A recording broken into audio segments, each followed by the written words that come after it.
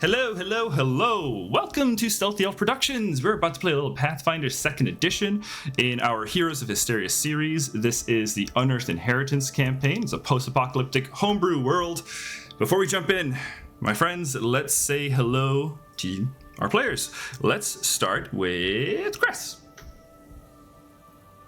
Sorry, Button. Hello. No, I'm sorry. Hi, I'm Button. My pronouns are they, them. I'm Blue Button on social media. When I'm not here, you can find me over on Tales Archived in the Known Realms to Lesh campaign on Sundays. And you can find me over on Dice Cream Sandwich once every month on Saturdays in the Astral Academy Pathfinder2e campaign. Yeah. Let's do Alec. Hi everybody, my name is Alec. My pronouns are he, him. I will be playing Finn Reese, a Jotunblood fighter who found out he's got one thing at least in common with Naruto Uzumaki. Other than that, you can find me over at Tales Archived. I'm the Archivist for Known Realms to Lesh. And we are working on some other very fun projects in the works. Yeah. Hannah! Well, I would like to say that we are working on some things that are in the works right now, but other than that, hi, I'm Hannah.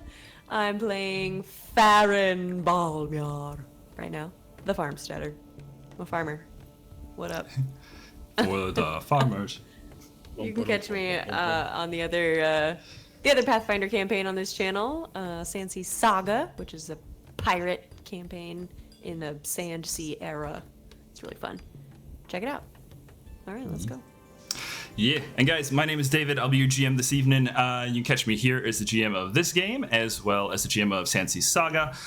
You can also catch me here playing Jin, the electric cowboy shield wielder in the Terramachia play test, GM'd by Lycus D. Stratus. And you can also catch me over at Tales Archived, where I play Whistle, the hobgoblin fighter, in the Known Realms to Lesh campaign, and other various projects that are working in the works. The redundancy department of redundancy thing is really like wheeling and dealing. Yeah.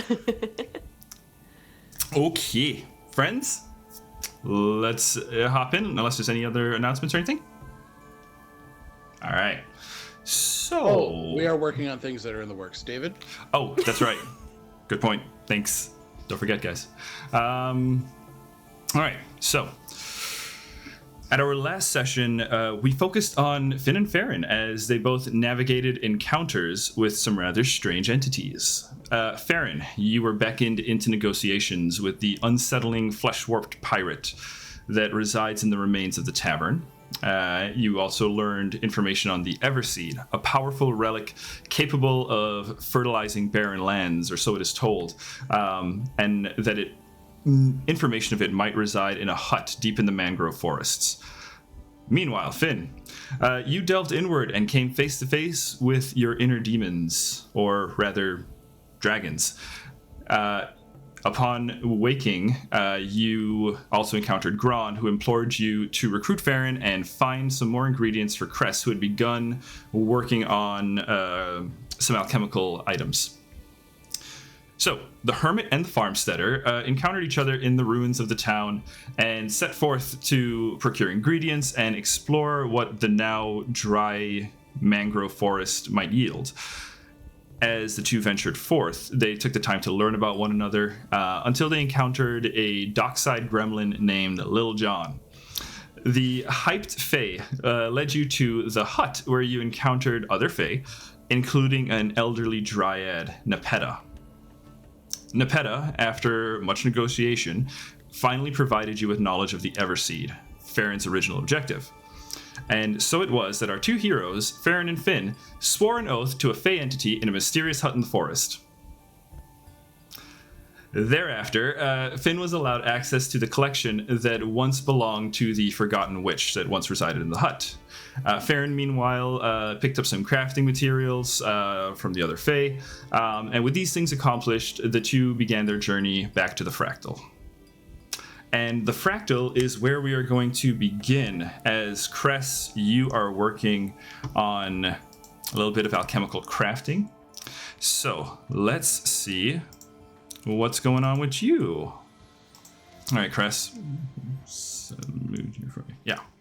So we return to the fractal. This is cavernous space. You have before you the laboratory of once Sparklefart.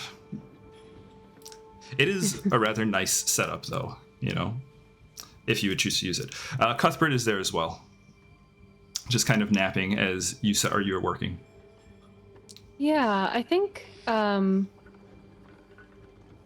Cress is very wary of Sparklefart's laboratory, as that is where Dex was permanently turned into an arbiter. So I think they are using the alchemical supplies at their disposal already. Yeah, and makes sense. They are going to attempt to craft elixirs of life. Okay. Sorry, just wanted to write that down without knocking the table. Okay, yeah, you set up your alchemical tools and you begin crafting. Okay, elixirs of life. Let me get the DC for this. So, elixirs of life. Any flavor for your crafting as you're working on this? I think they have an alchemical set that is explicitly for someone who travels. So everything, like all of their beakers, are encased in like leather that absorbs impact if they're traveling. A very like padded kit that they unfurl, made out of this seaweed that obviously no longer exists or is accessible just in the ocean the way it was. So there is a reverence and a sorrow even just unrolling that. Yeah. Bitter memory. As you feel the leaf in your hand, you know, you're brought back to memories of swimming through seaweed beds. You know, they're kind of brushing along your skin. But you were able to begin crafting. Are you making the minor version or the lesser version? Because it's the lesser version. Lesser, so the level 5 version. Okay. So that will be okay. DC 20. Okie dokie, artichoke. Really quick, I need to see if I'm adding something extra to this. I feel like I am. Yeah, definitely. I think alchemists definitely have some stuff, but you're crafting for sure. Yes, my crafting, and then I believe yes. I'm so sorry. No, take your time. I'm gonna grab some sound effects. Hang on. Medical sound effects. There's Oh, remind me That's now. what I was... Alec. I was gonna say. Remind you. Everybody, I'm adding not +5 to these in the healing bombs in the future, but +10 because of medic dedication. Yes. Yeah, because of the medic dedication you get, it stacks with godless healing. Yes. Okay. I think I'm just adding crafting right now. Okay. That was such a journey. It is good though. 18 plus 13. So 31. 31. Yeah, that's easy peasy because I said 20, right? So this is a critical success. Yay! I don't know if there is. Let me see what the rule is there, because do you just make extra? Because I would be down to give you extra. I would love extra. Yeah, I think that would be fair, right? Crafting consumables and ammunition. You craft. Critical success. Your attempt is successful. Each additional day spent crafting. It won't matter because you'll make it in one day. Yeah, I'm gonna go ahead and just give you one extra. Because you basically, consumable is, you don't need extra days for it, just takes 8 hours, right? If you did have additional days, with your critical success, it would make it quicker. You would be able to, like... Understood. Yeah, be ahead of your crafting for a day. Yeah, if we were doing, like, exploration actions, then it would be a bigger deal. So I'll give you one bonus potion, so 5 elixirs of life. Wow, thank you. While you're doing this... Cuthbert kind of slithers up next to you. I think kind of sensing, the bittersweetness of of your project, right? Kind of leans in, and you hear in your mind Cuthbert speak and say, Cress, I'm worried about something. I'm sorry, honey. If I can fix it, I will. I don't know if you noticed earlier, but Finn was acting kind of strange.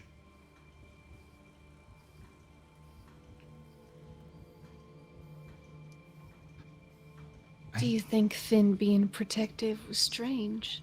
No, Or do you no. mean something else? No, not that. He brought out the stones, the rune stones, and for a moment I felt something change in him, and he felt dangerous.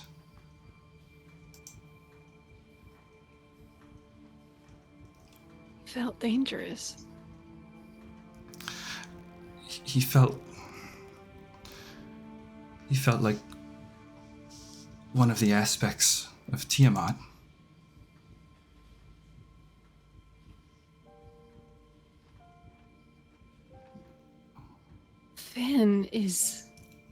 Finn's attached to the giants. Finn's not. I know, it's weird. But I know this feeling. Lukavir and I, we hunted them once.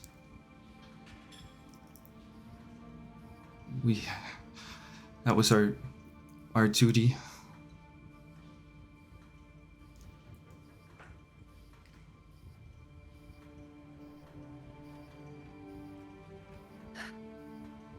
What do you think would happen if Tiamat returned? I don't know. Would you be safe? Picks up the head, and a big emerald eye locks onto you and says, you hear in your mind, I don't know if anybody would be safe if the dragons were to return to this world. You're a dragon. Surely people are safe with you. I'm different. I was one of the Brotherhood. I was allowed to remain when the Chromatic Lords were sealed. Allowed by the Pantheon of Oros? Yes. And Bahamut. The Chromatic Lords were imprisoned. They could not be slain because the power of the Mother preserves them. Even now. Is the Mother Tiamat? Yeah.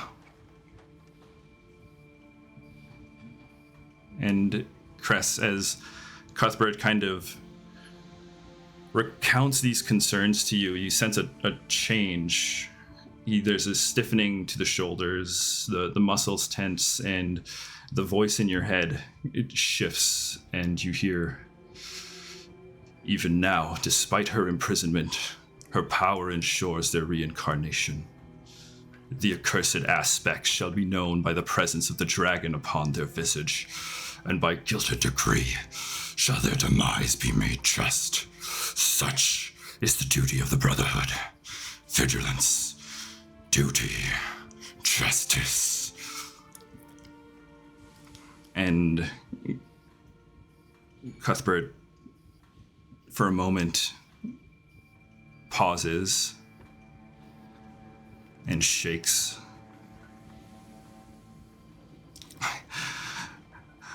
What's going on, Cress? Was that Thadril? No. What did you feel? I think that was me.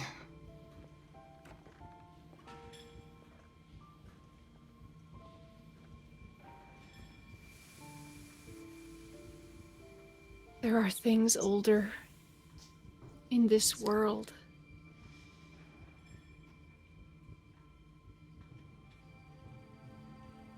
older than the life forms who tread upon it now. And you're attached to some of them.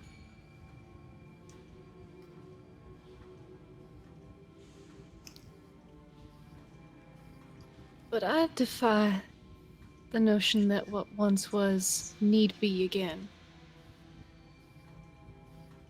I think you can be whoever the fuck you want to be, Cuthbert. No matter what the voices in your head tell you you ought to be. Cuthbert leans into you hard. The eyes close. Yeah, it kind of picks you up a little bit off the floor. Thank you. That's what Lukavir wanted for us. I know. When we left the Brotherhood.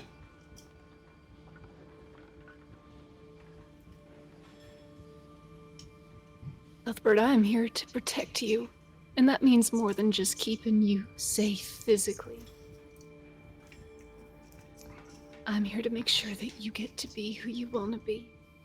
I'm scared, Cress.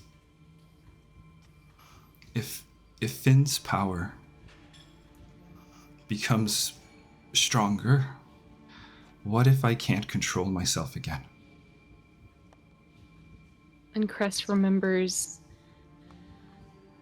Cuthbert losing control in the savannah where they had met Farryn, chasing down another dragon even when Cress and Lukavir tried to chase after him, nearly killing Lukavir in the process.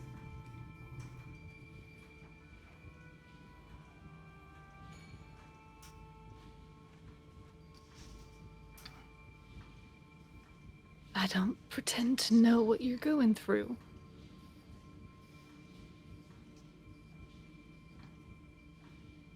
But I promise to help you fight.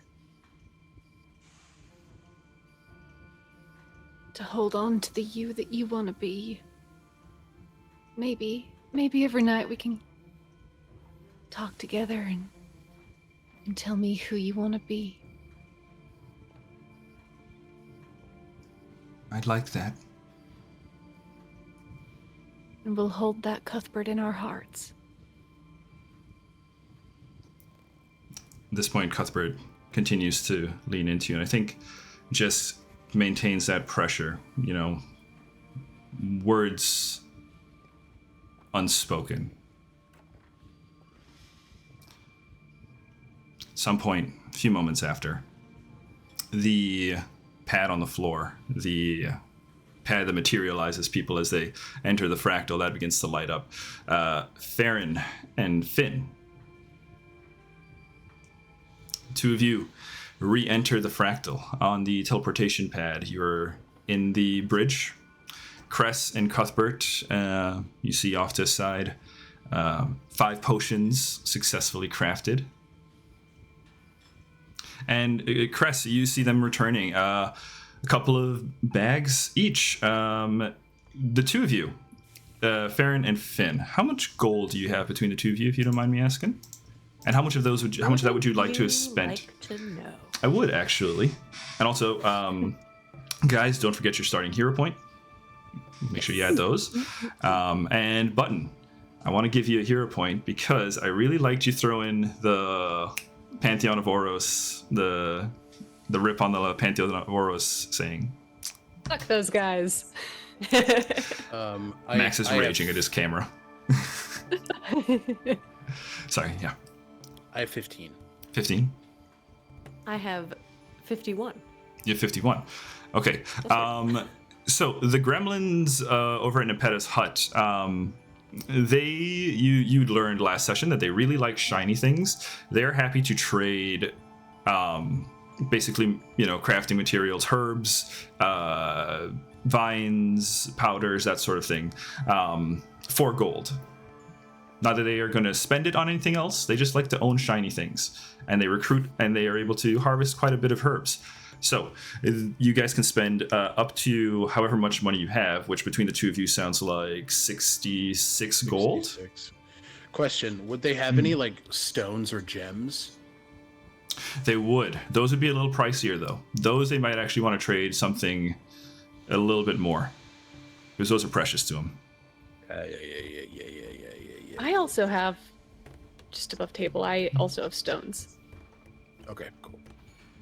I'll put in, I mean, I don't know what I would be saving my gold for. I'll put in like 30 gold. 30 gold? Okay. Yeah, 30 gold. What 30 gold will get you is, 30 gold worth of crafting materials. And Is that enough? Is that a lot? I don't know. It kind of depends on the crafter. So let's the item you're crafting. So for example, let me just actually see here, Button, because I think you would have spent some gold on this elixir. The elixir is so actually the elixir that you crafted was 30 gold. So Button, you just subtract 30 gold from your inventory because you use that worth of materials, but it is replenished now, as you see.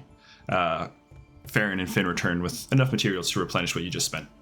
Would I have spent the gold if I already had Wubba Dub's manga leaves? Oh, that's right. That's right. You did have. So I would say let's cut that in half. 15. Cool. Finn hasn't used his longsword.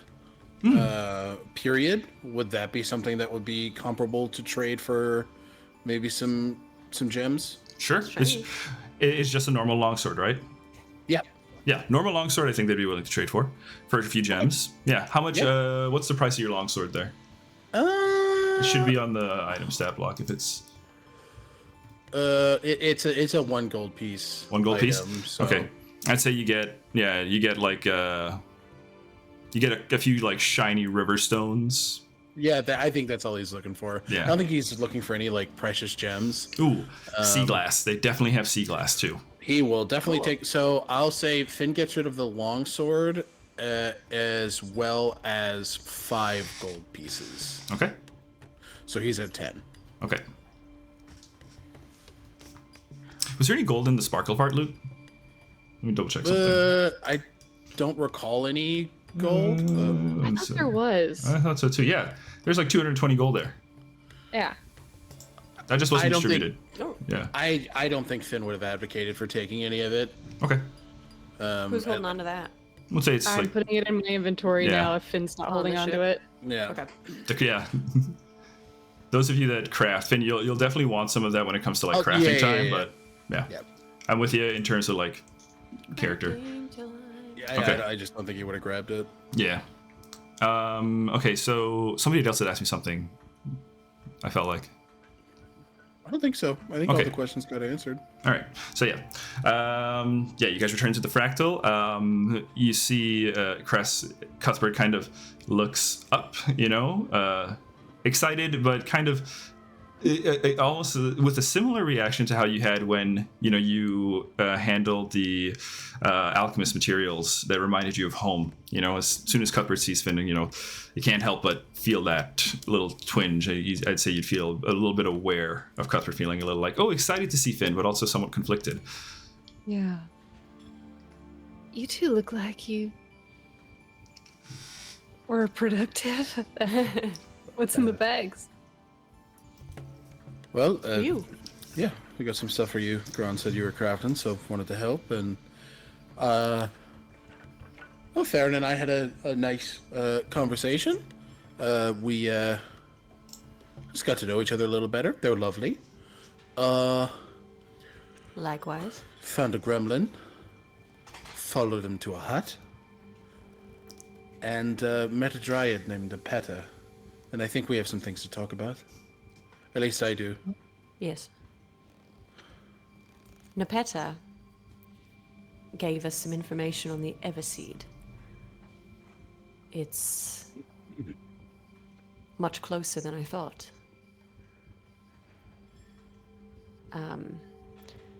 Let's see. It's being Underneath, protected in an area underneath the Tower of Damara. But not all of us can enter. Looks to Finn. Apparently, Why not? apparently it takes a descendant of the Gygus, ancient race of giants. That'd be He you, does wouldn't it? a limp-wristed wave. Yeah. That I think I can open the door. I'm not sure what that looks like, but we'll find out once we get there. So I can happily open the way. Are you sure, Finn? I know we've become fast friends, but I don't want you to feel like you have to do this. If the Everseed can help you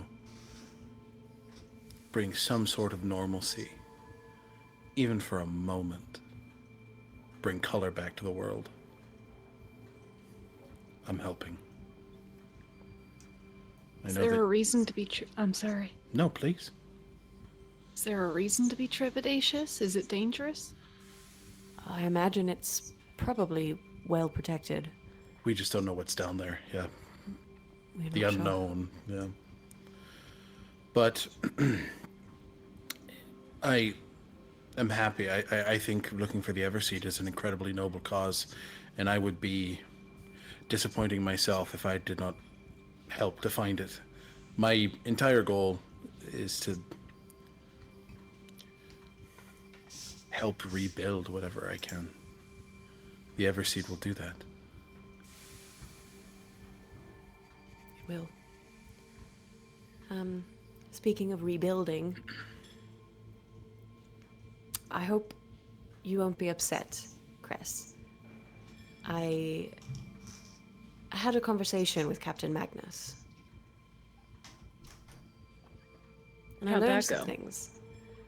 Well, he has quite an unsettling presence about him, but I did learn that his intentions, as far as I can tell, seem to be relatively good for Dameril. Really? Yes, he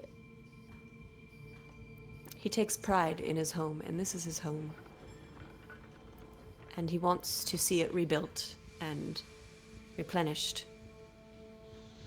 Not only just for the fishfolk and for him, but for the rest of the world. I'm not sure if you knew this, but Dameril used to be the primary bread export of Histaeria. And if we could get those crops running again, we could help a lot of people. I'm certainly not opposed to that. I am trepidatious to accept any sort of offer like that without consulting the fishfolk who also live here. Right. He spoke to me about... There was a tone of ownership about the town that didn't seem to extend to the fishfolk. And that unsettled me. We'll want to investigate that for sure. And I'll never tell you that you should or shouldn't accept his offer, but I will say, I think hearing him out might not be a bad idea.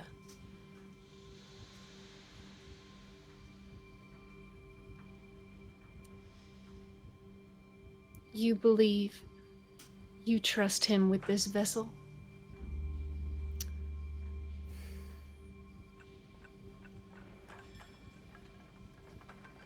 I don't know.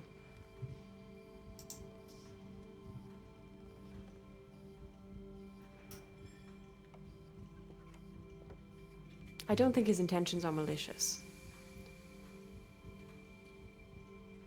It's tricky. I haven't... It sounds like his intentions are purposefully ambiguous. Yes. It sounds like they're self-serving. Yes. Well, yes. Which can be alright, as long as they align with the needs of everyone else. If he's going to be rebuilding this town, I don't want it to be by using the fishfolk. They have already been used. Yes. I'd hate to see them go from pawns to the monarch, to pawns of a pirate. Do you know many pirates? Only a few. What about you? Never met one before Captain Magnus. So I defer to you entirely, but I do know his intentions are to create somewhat of a haven for pirates here in Dameril.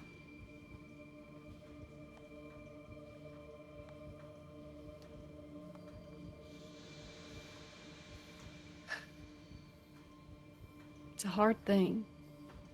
They can be vigilantes and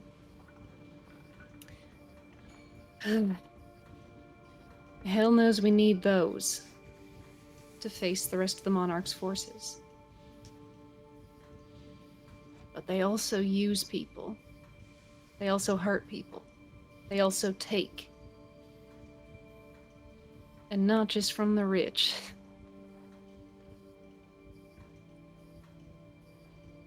I don't pretend to know which of those Magnus is, but I have some suspicions.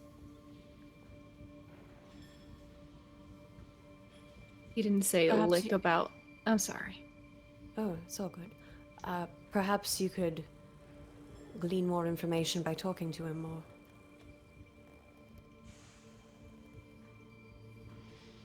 I don't spend much time around people, so I'm not the best at reading.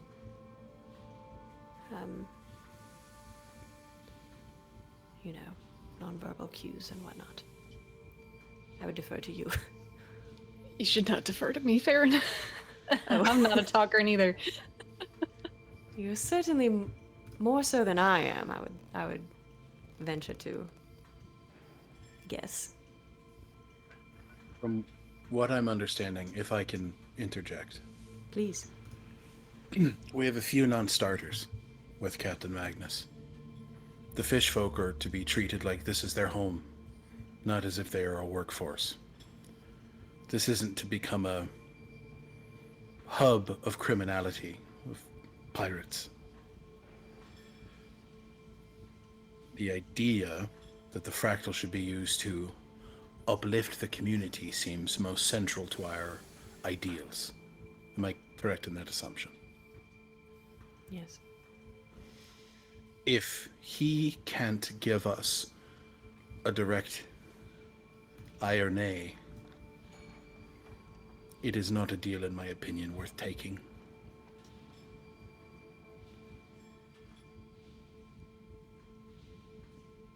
Obviously, like Cress said, we can... Self-serving acts aren't inherently bad.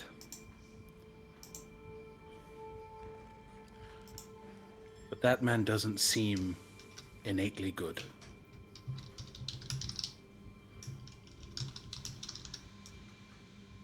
His goals are his own. He's secretive. I understand that.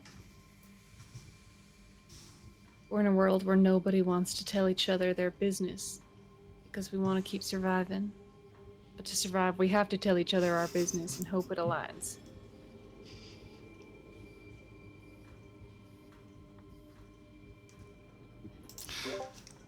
Farryn, can I have a recall knowledge check? And you'd use society on this. Society. DC 16. Ooh. Unlikely. Let's see what happens. Oh. Dirty 20. Oh, okay.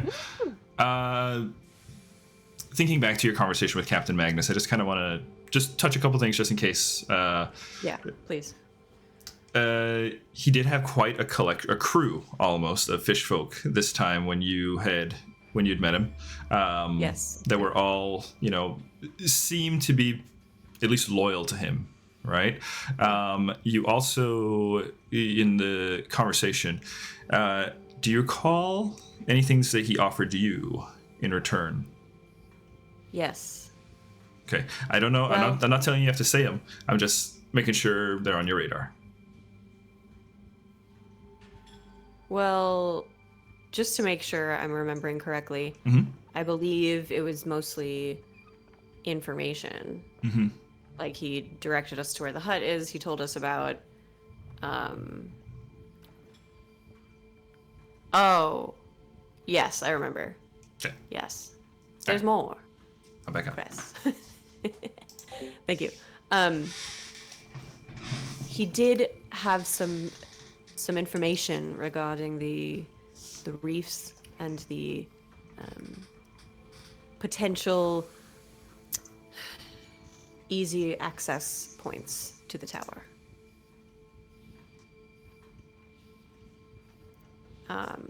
David, correct me if I'm wrong. It's like the reefs are the way to access. There's like tunnels or something, or so there's you're currently the forces of the Monarch are still occupying two spaces: the Tower of Damara / Beacon of Eliza, and the what we've been kind of calling Black Reef Prison, or at least what Gron and the others have been calling Black Reef. The thing that Captain Magnus mentioned to you was that Black Reef and the tower are very well defended, but he knows of a secret entrance into Black Reef that the enemy doesn't know about. Right. And then he also offered to lend his aid in the fight. Yeah. If it came to a fight, he was willing to lend his aid. So, it seems he could be valuable to us as we move towards the tower. He offered to help. He offered to show us where this hidden entrance is.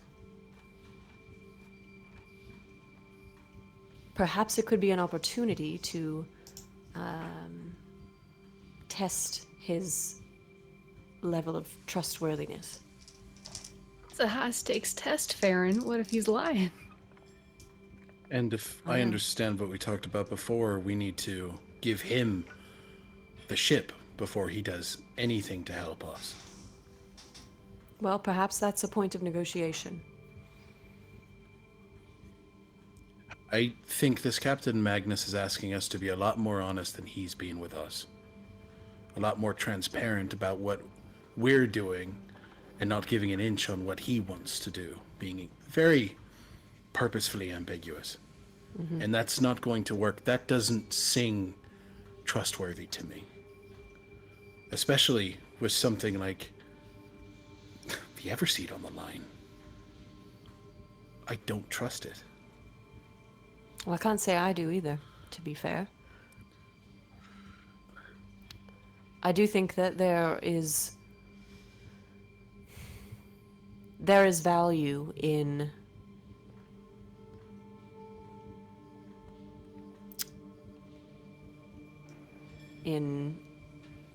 creating an allyship before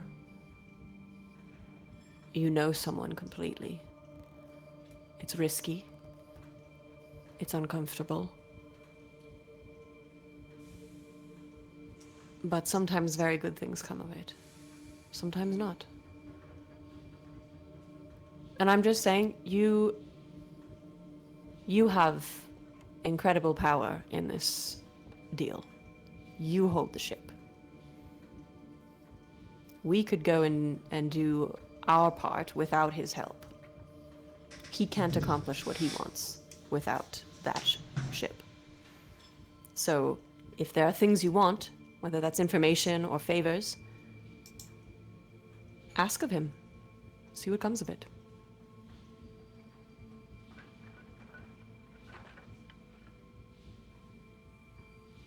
And you can always just walk away. If this conversation does not go how you want it to.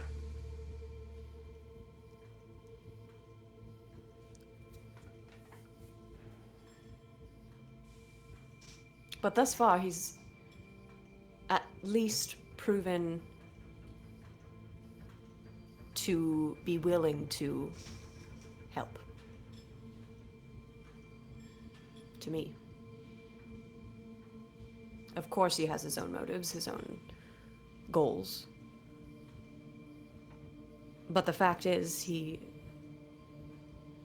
he's offering information that's valuable to you in your goals, and to me in mine.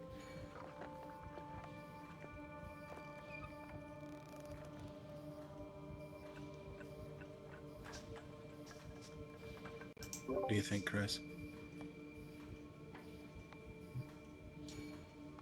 I think that I don't trust it.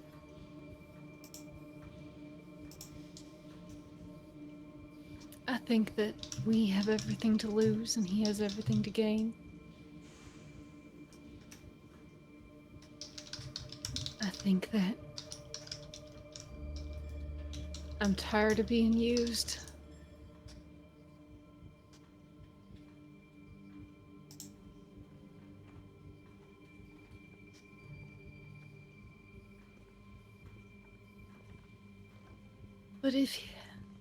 But if he wants to rebuild, if he really wants to rebuild, then that's what I want.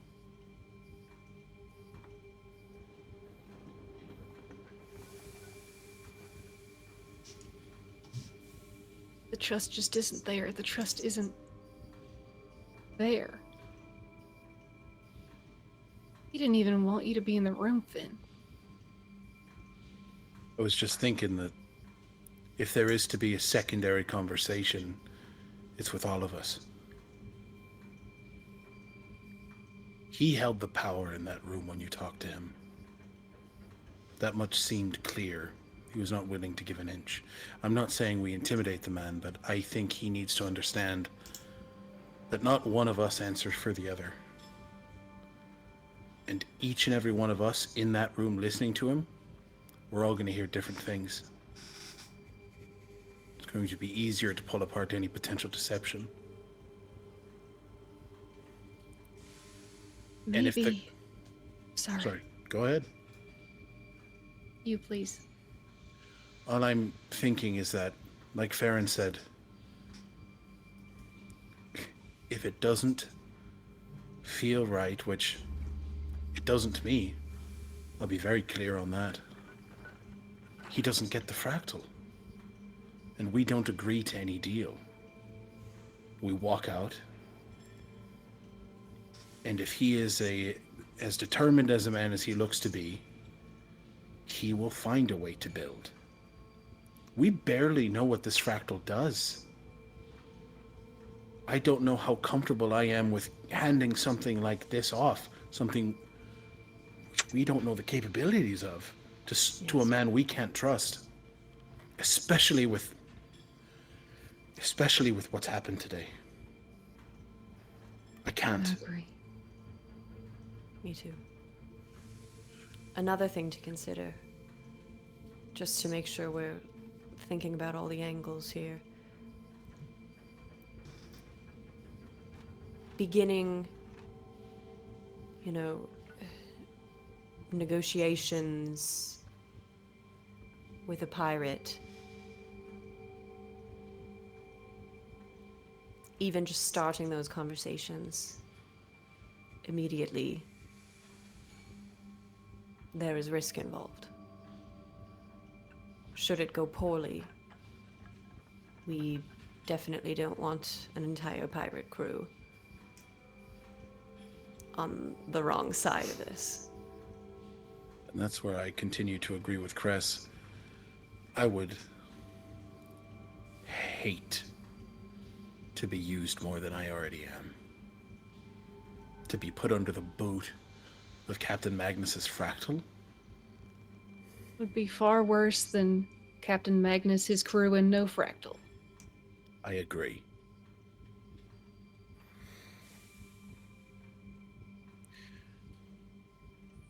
If he's truly willing to rebuild, then I am willing to offer our services as pilots of the fractal in aid in rebuilding.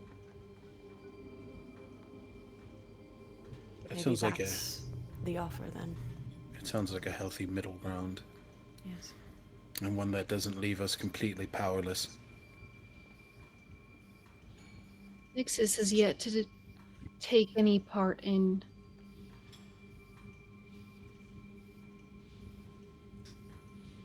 our side of the agreement, and therefore There's nothing to renege upon.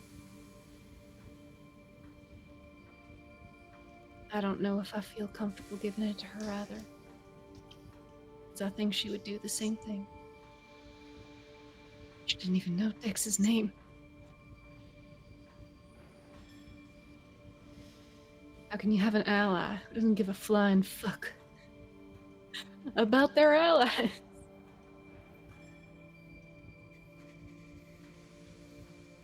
I think Finn just puts a hand on Cress's shoulder. Just a reassuring squeeze.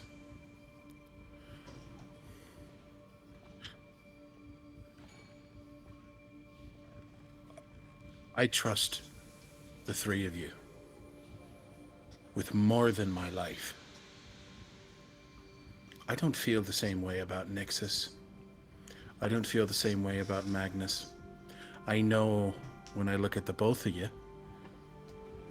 that your intentions are to make this world better than it's been left. I do not see that in Magnus. So I think the offer, where it stands, if his goals are restoration, you know me. I'm happy to help. I will not give a potential weapon of mass destruction to a greedy pirate.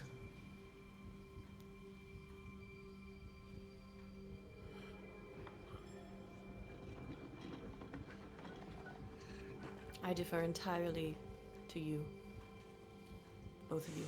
Your word matters too, Farryn. Your I gut appreciate check, that. your insight. I'd be happy to offer that. Ultimately, I think it's your decision. I had no part in taking this ship. It's yours. We should bring Gron into the fold, given his relationship with Dex. I think he deserves a say. I agree. If that settles that matter, Finn kind of looks to see if that conversation has kind of reached a natural conclusion. Pulls out some papers. I got these in the library of Nepeta. Pulls out these celestial charts and just starts laying them out for the group. They have these scribbling interpretations as to the meanings of the traveling bodies. It looks like it was scribed by an astrologer. And it ascribed the moon to be an agent of destiny. There are also journals. David, can I drop this too in our chat so everybody can see it? Cool. Beep beep boop it up it boop boop beep boop bad it out. Where is? We'll do. Put that in players only. So yeah, journals dated in format predating the established Erosian date system. Yeah. Cool. And then there's the end bit, which so the tell of remnants of the Titan architecture being torn down, or in case of a new temple dedicated to Eliza, god of seas, being built upon when the base proved too sturdy. Kind of rubs himself on the shoulder. My dad built that. Yeah. And the seed of the Gygus, which I believe is the Everseed.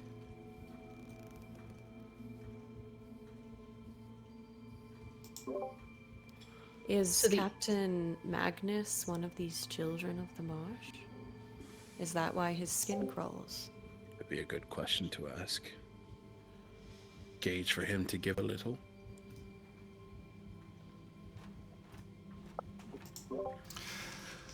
I will detect magic on all of these things.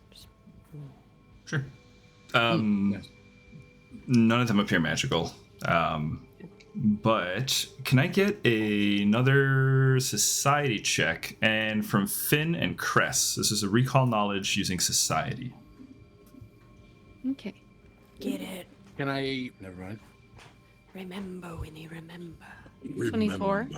24 is good. Simba. Remember who I still cry in that scene. Same. Recall. What was it? Society. Oh, society. I don't have. It's a 15. Okay. Society. Finn, you're kind of just kind of scrolling through these charts. I think he's and stuff, nerding out and like talking about things and like not connecting any dots. Yeah, exactly. You're really into this material. You're trying to absorb it all. Cress, you recall because it wasn't that long ago. It was just I believe actually maybe earlier this morning. The word marsh kind of trips a trigger. You remember that there were a tribe of marsh giants towards the southwest ish, like Or west. Black Reef, right? No, they did deliver somebody to Black Reef. That's right. Yeah, you remember them, that they delivered another giant to Black Reef. But their I think it was Pitt told you that their tribe is towards the southwest-ish. Children of the marsh are giants, Finn. That's why you're able to get in there, because you're a descendant of the Gaiga, right? Yep. Gaiga, Titans, giants. Gaigas, Titans, giants. Oh my. All right. Episode title. Sorry. Golly, Dorothy. Yeah, no, I think you're right. Huh. I'll have to research them a bit and see what I can find. Well, the secret to entering the Titan's vault was left to the children of the marsh. Their burden to bear in an act of repentance to their betrayal. They read the scroll that Finn's put down.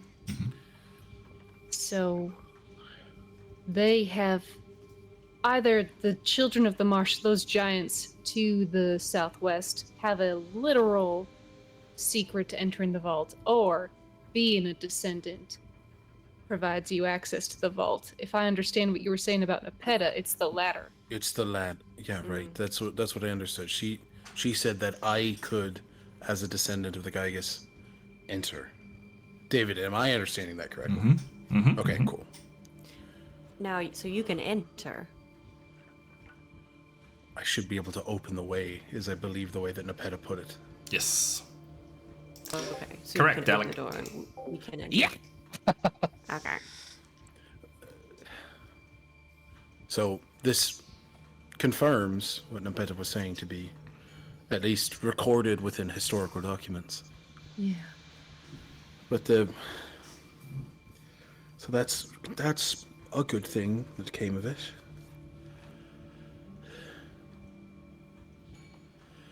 He's kind of Finn's like reading over the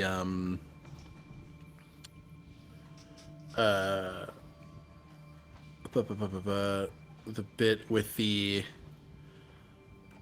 burden to bear, like the act of repentance, and he's like, another thing that is maybe tied to this, but nevertheless is incredibly important. I've discovered something about myself and my forebears. Apparently I inherited something pretty sizable. Congratulations. Nope. Yes. No. Good catch, Button. Finn looks to the floor flushed. No, You left it just hanging out there, man. There's something bound to my soul. Me. He kind of both of his hands like miming to his being. I am a prison. If you would have told me I was yesterday, I also would have given the same look. Is this some sort of self-abasing metaphor? No, this is factual. Last night I used stone. Fuck you. Shut up. They're not laughing. laughing. I'm laughing. I know. I'm telling you. The voice that's been talking to me that I talked about earlier. I used I think the stones stayed out, right? Like I don't think they were put away. The rune stones? Yeah. I think he did pack them up. Okay, he'll quickly Yeah. run to the bag and just Yeah. like show him off. I used these to try and communicate with it, to just understand, and I did. I was pulled to this dark corridor, and ahead of me was a door that I opened, and past that door was a prison. 8 pillars where a blue dragon sit shackled by my people. Its name is Zephrine. Looked ancient. And Zephrine told me that they want... I think Finn looks like really scared. They want me to free them. To free Zephrine. Promised power, and said that it was locked away by my ancestors who stopped it from being free. I don't think that's true. I think that it did far worse things. And I told Zephrine that I'm not looking for power. I'm looking to learn, I'm looking to educate, I'm looking to restore, But apparently, there is a blue dragon bound to my very being. One of the aspects of Tiamat. Cuthbert is kind of backing away from the circle a bit. Cuthbert, it's okay. I'm sorry. I'm sorry. For Just- what? yeah. Cuthbert, you know Finn. Dips the head, shakes. You... Finn... I think Cuthbert... There's a... Cress, you know this. There is something somewhat childlike about Cuthbert. Mm-hmm. It's something that you've been aware of for a long time. In fact, that brief episode before your companions re-entered the room was probably the most like full-on draconic presence that Cuthbert's really provided. And I think in this moment, kind of that same childlikeness takes over somewhat, and I think Cuthbert will at least go to the far side of the room. I think flies away. Cuthbert, I have a place where you can go and you can be comfortable if you want. Stops and looks at you and just says, Cress, I don't want to hurt him. And all of you can hear that. I don't want you to either, so how about I put you in the comfy place? Okay. And Cress will pull out the wand of the pampered pet, and they will cast, what are you called? Pet Cash. And Cuthbert is pulled into this extra-dimensional, luxurious space that I think has the, like, almost the illusion of, like, open, endless sky, and he can fly for as long as he wants, and then bed down on, I think, a recreation of the secret little isle that Lucavir and Cress lived on. I think that's exactly where Cuthbert retreats to. You guys can't see it, but as Cuthbert is brought into the space, just kind of glides in a wide circle down towards the island, settles, and just kind of tucks a head under the wing, just conflicted about the future. We pop back up. Baby. I know, I'm sorry. It's okay. We pop back up to outside the pet cache, though.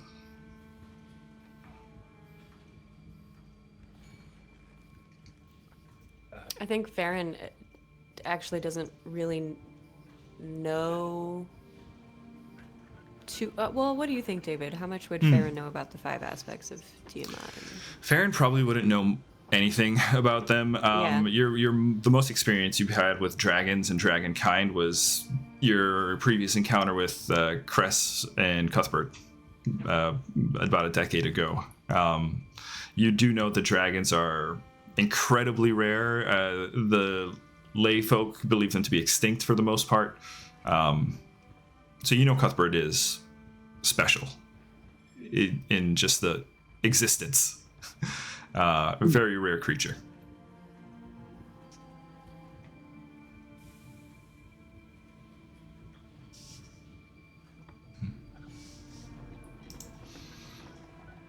I'm Yeah. sorry, I didn't mean to.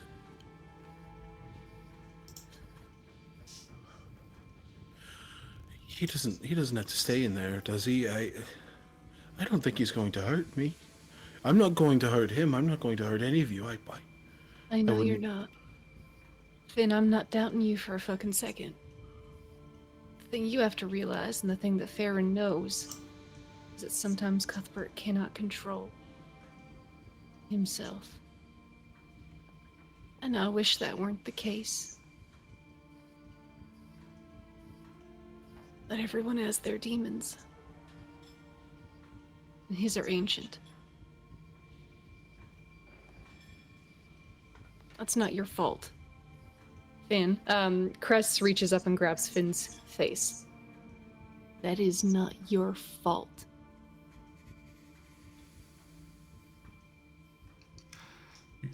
I have to ask, Cress, when you hold Finn's face in your hands, you're looking at the man, but there is also the blue dragon scales along the brow, cheekbones, the mark.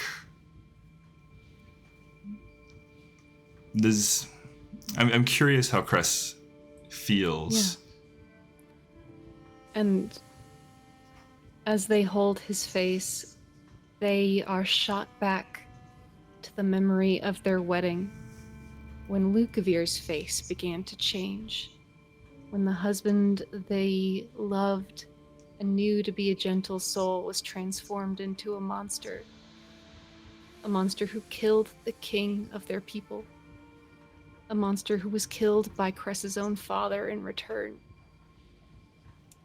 And they're not afraid of Finn, they're afraid for him. I will fucking protect you. I will protect you.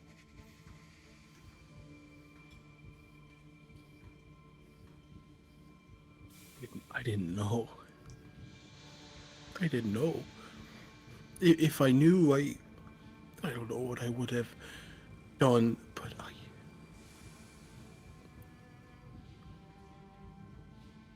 No, you're right. It's not my fault. It's not my fault. I'm just confused. I'm sorry you didn't have a say in this. I'm sorry that shit was foisted on you. You'd think that. You'd think that Fieldguard, the man who spent the entirety of my upbringing making sure I was prepared, would tell me something like this. No, instead, I am meant to bear the weight of a titanous people. One that I didn't ask for, one that I didn't know about, one that brings fear to you and to I didn't say I'm afraid. Cuthbert, which makes you afraid. You look worried, Cress. You don't have to lie about being afraid to me. You don't have to feign being strong for me either. I will be fucking strong enough. That's not your responsibility either. We are in this together.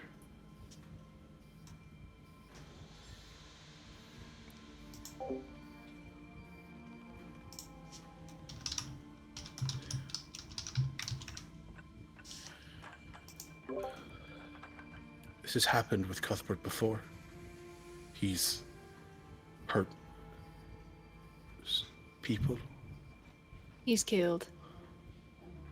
When he comes into contact with other dragons, if they are chromatic, tries to kill. And you're talking about a blue dragon, so...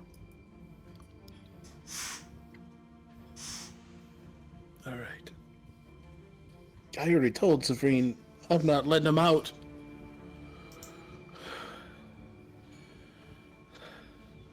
Okay. Well, I'm glad that you all know now.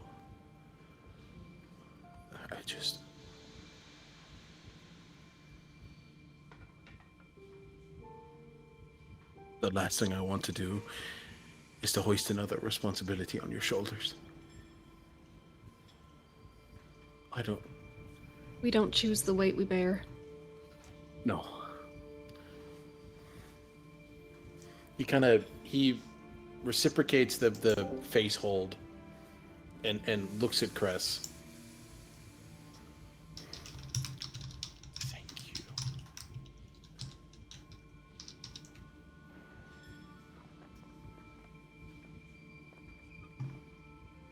Thank you for telling me. I will only be honest with you. And like I said, I think he's heartbroken about the way that Cuthbert is now viewing him.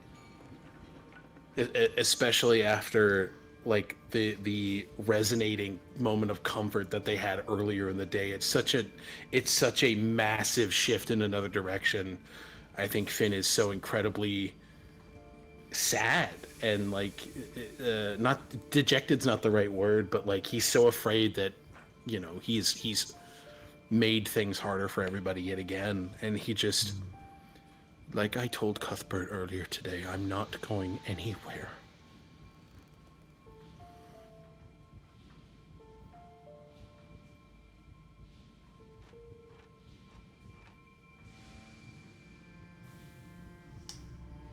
Or am I? That was not in question, but I appreciate the Well, reassurance. yours wasn't in question either, so... It was earlier today, so I wasn't sure.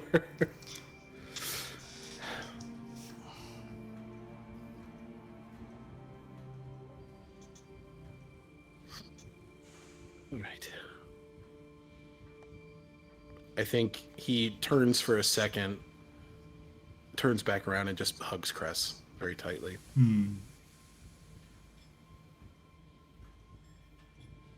I think as they hug, Cress's eyes fall on Farryn, and they can't help but try to read her face. Farryn is extremely touched by this moment because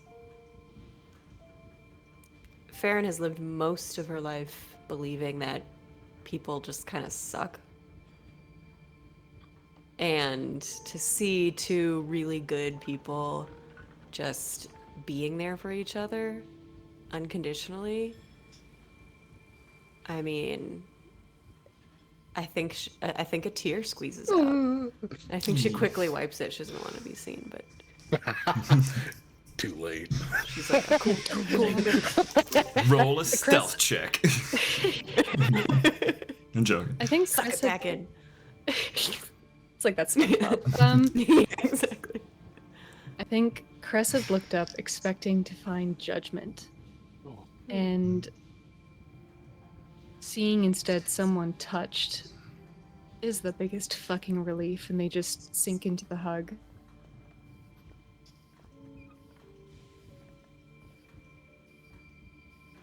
And they feel a little spark of hope.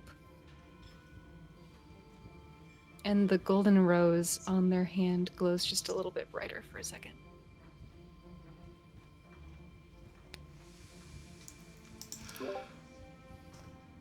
Oh, you guys are just brilliant. You guys are just My heart. beautiful. I've seen David more than once this session go, Yeah. Yeah. Oh god, you guys are ripping my heart out here. Okay. Whew. Oh man, guys. Tell you what. Why don't we take our break early? This has been kind of a heavy load, right? Yeah. Characters have been going through a lot. I think. Congratulations. How about all of us just take a quick break? We take a quick 10 minutes, and then we'll be back for the second half. Real quick, Hell shout yeah, outs. Thank brother. you. Thank you for the follows, Heather Scoops, D, Somnum, and Spartan Martian Man. Thank you. Thank you, Thank you, guys. Thank you, guys. Mwah. We'll be back. We'll be back in just a few. See ya.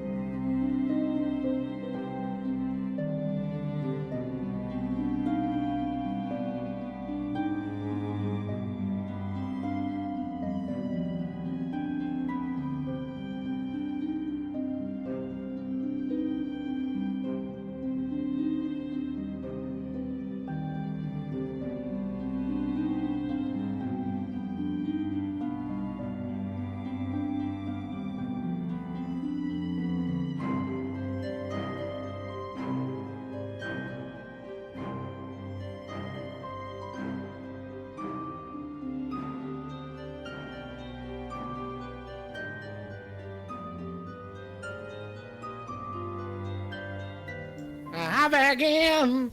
And Nailed we're it. back.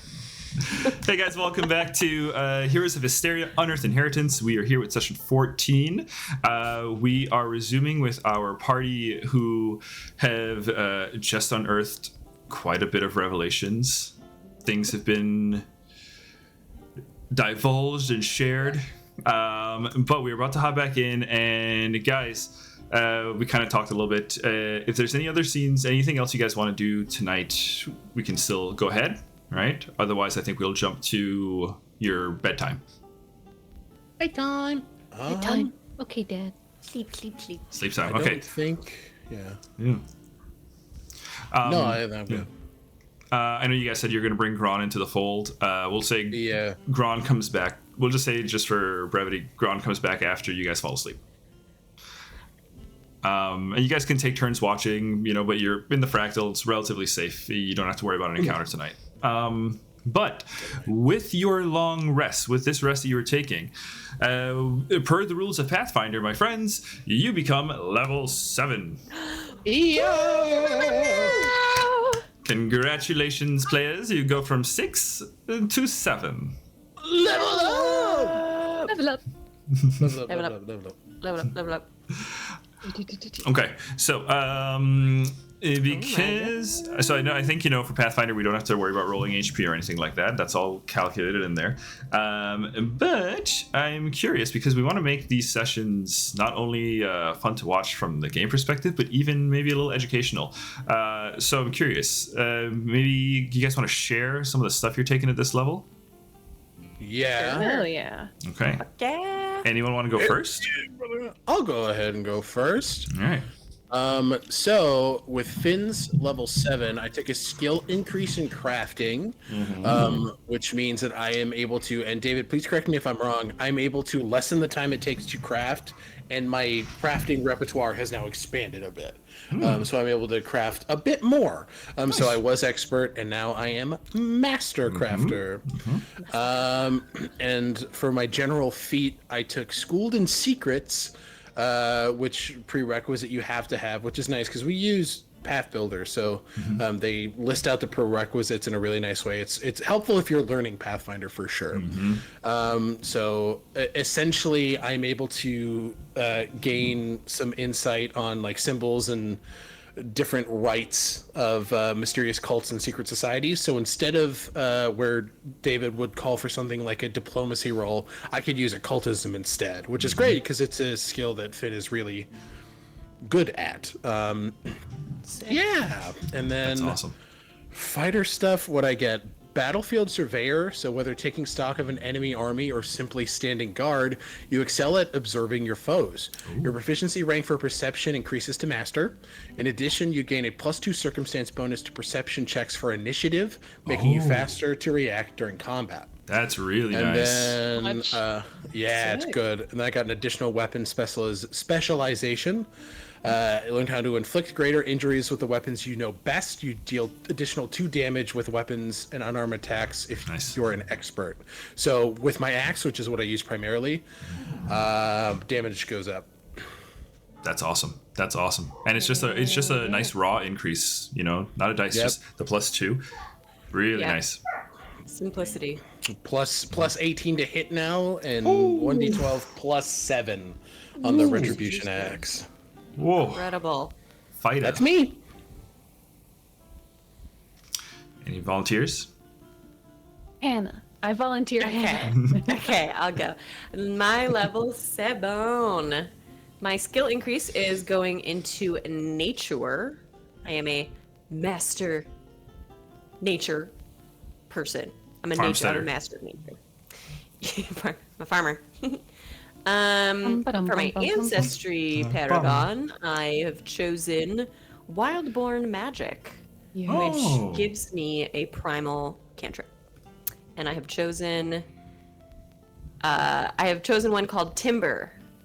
You guys The familiar yellow with timber? Timber? That's going exactly it, actually. Basically, I can create a small dead tree that falls in a 15-foot line on anyone in the path. And then the tree Cantrip? immediately decomposes and goes away. Wow. And any creature in the area takes 5d4 bludgeoning damage with a basic reflex save. Whoa, 5d4. Hell yeah. That's Yeah, real yeah, good. yeah. Holy shit. Yep. So it does take 2 actions to cast, but it's a really good one. Yeah. So that's my Ancestry Paragon. For my general feat, I chose Ancestral Paragon so that I can do some more magic stuff. So I chose Otherworldly Magic, which gives me a simple arcane spell, or cantrip rather. So I chose Protect Companion, which I can use for my dearest, darlingest Tolka. And I can basically prevent them from taking damage if they are hit, and instead I take half the damage. Hero. Nice. Like warding bond. Yeah. Yeah, it's very similar. I also now have evasion, so I am master in reflex Oh, nice. saves. I have vigilant senses, which makes me master in perception. Nice. And I also I've got a weapon specialization, so extra damage with my Nice. weapons that I know how to use. So like your longbow. Yep. Like that. Like your longbow. Wow.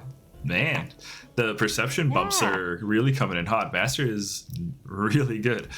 Dude, Master shoots a lot of stuff up. Yeah. Oh, that's yeah. good. And just a quick side note for viewers, we are using a couple of optional rules. We are using the Ancestral Paragon rule, and we are also using the Free Archetype rule.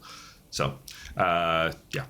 These characters are going to be a little bit more powerful than like your average 2e thing. Although I don't know about more powerful, but more resources. So it depends how you measure power. Button. What's Cress doing this level? Cress is now a master in medicine, which is Ooh. going to be helpful. That was their skill increase. Nice. And then their Ancestry Paragon, I took Elven Verb. So while all elves are immune to the paralyzing touch of ghouls, which is handy, Cress becomes able to shake off flesh-numbing effects of all kinds. They gain a +1 circumstance bonus to saves against effects that would impose immobilized, paralyzed, or slowed. Because Nice. as we saw against Dex, that can be very bad, and it gets fit. Good one.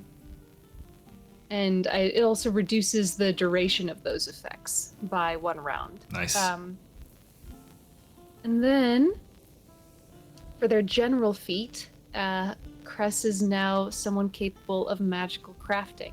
So they can now create items and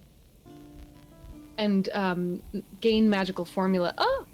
I need to go through the magical formulas because Yeah. I didn't pick them. But That's I all right. gain access to 4 common magic items formulas. Nice. And then I'm able to, if we find the formulas to more, craft those as well.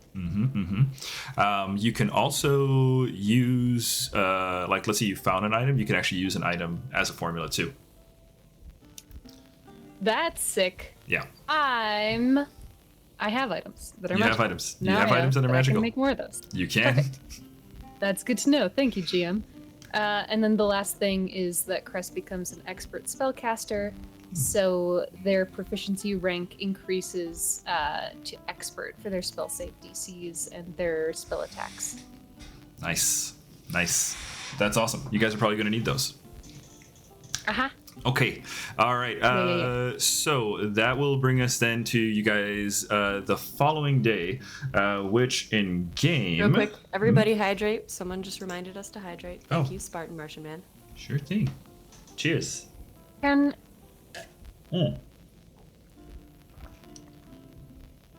are we going to bed? We're going to bed. Are you having us wake up?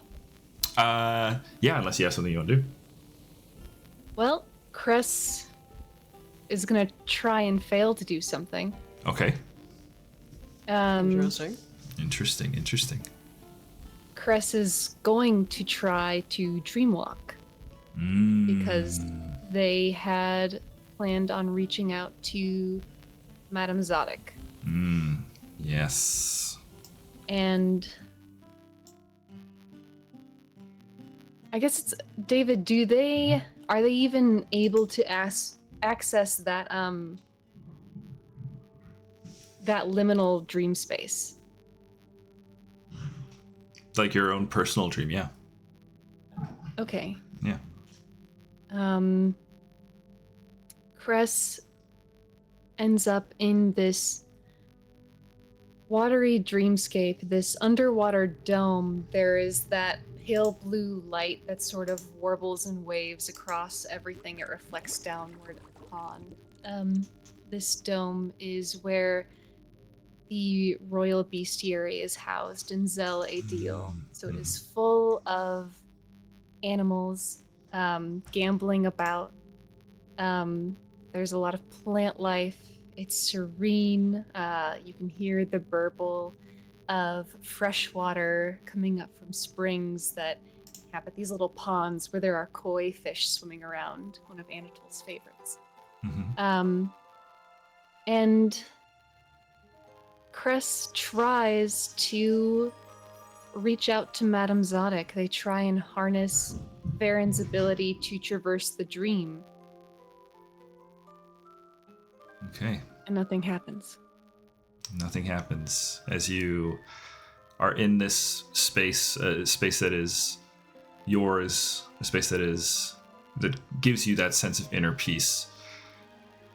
You extend outwards. It's difficult to kind of describe the feeling of extending your mind, your consciousness beyond its limits, but you are familiar with the feeling, and as you try to now, you find that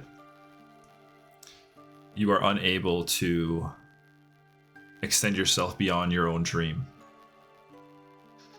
You feel like you're traveling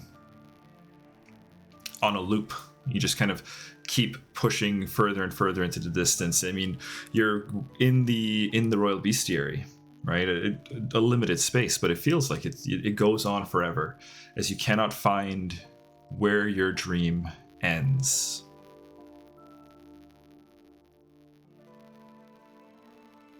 Fuck me.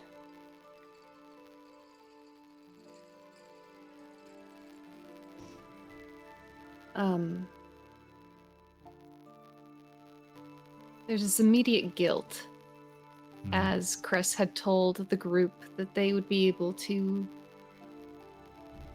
verify whether or not Zadek was still under something's control, if the killing of the aboleth earlier that day had freed her or not.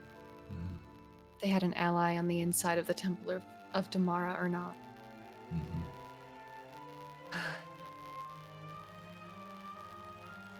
And they know that the world has changed.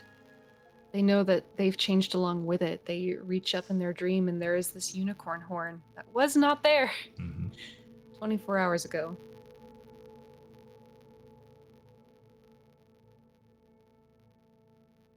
And they look up into this liminal space that stretches on forever, that shouldn't. There should be things beyond it.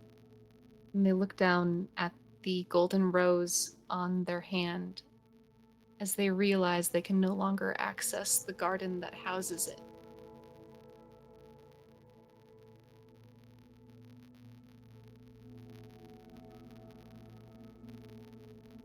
It's a strange thing to look at. On their palm, there is this black circle where they were marked by the monarch. And almost as if sprouting from that darkness, the rose blooms on the top of your palm.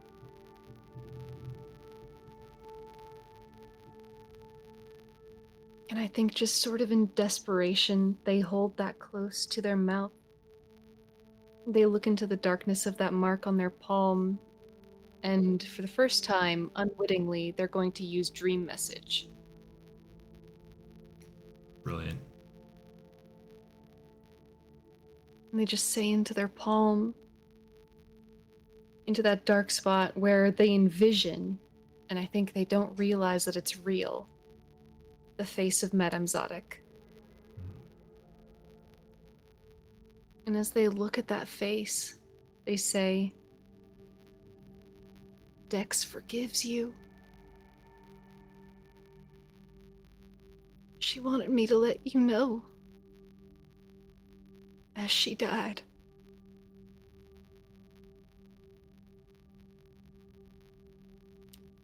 don't know if you belong to yourself. And I don't know if you did belong to yourself, if you would be on our side. But if you're in there,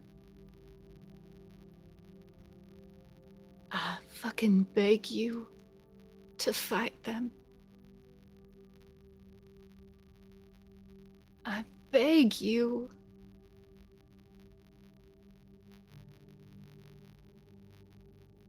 Not to lose hope.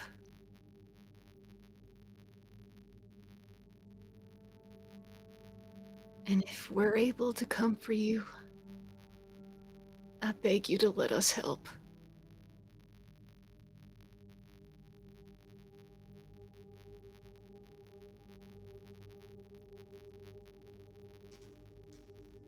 Cress,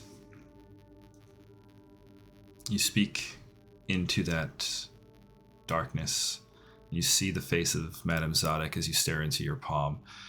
A rather beautiful woman. You remember her with these, very luscious black locks that kind of, frame the face. High cheekbones, almond eyes, right? And on her head, you see a coral crown with three red gems nestled into the design of it. No reply comes as you speak outwards, but as you close your palm, you feel something almost like, when you drink water and it kind of like spreads through you, right? You feel this sense of power kind of coursing through you. And Cress, given that you don't, I'll tell Button above table, you are aware the message is received. Given that Cress doesn't know the nature of the magic tingles through, but how Cress interprets that feeling, I leave to you. And if you have something you'd like to add to the description of you becoming aware of the recipient, feel free to throw it.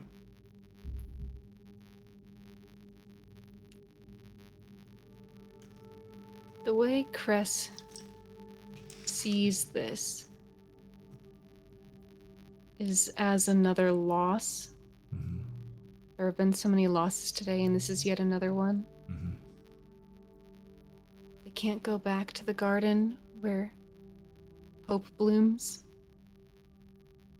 They can't discover the dream of their father, the one that gave them so much solace.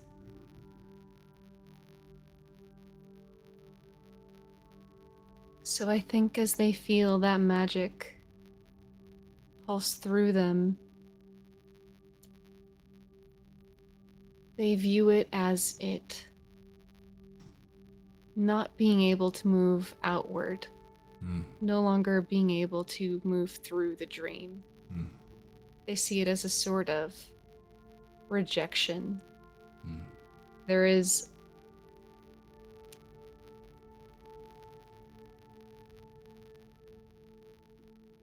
it's the weight that comes with weightlessness. It is the burden that is loss. To lose something that you treasure is not truly an unburdening. No.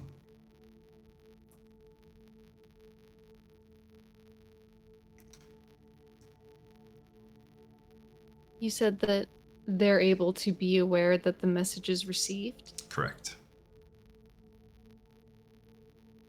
I think as they feel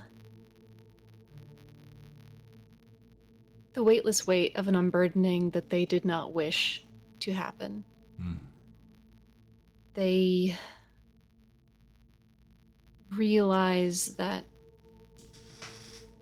the closed eyes of Madame Zadek kind of flutter with the flicker of dreaming. Mm. And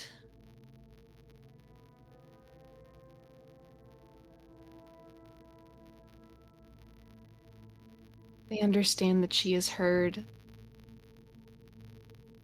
and that this place perhaps belongs more to her than it does to Cress. Mm.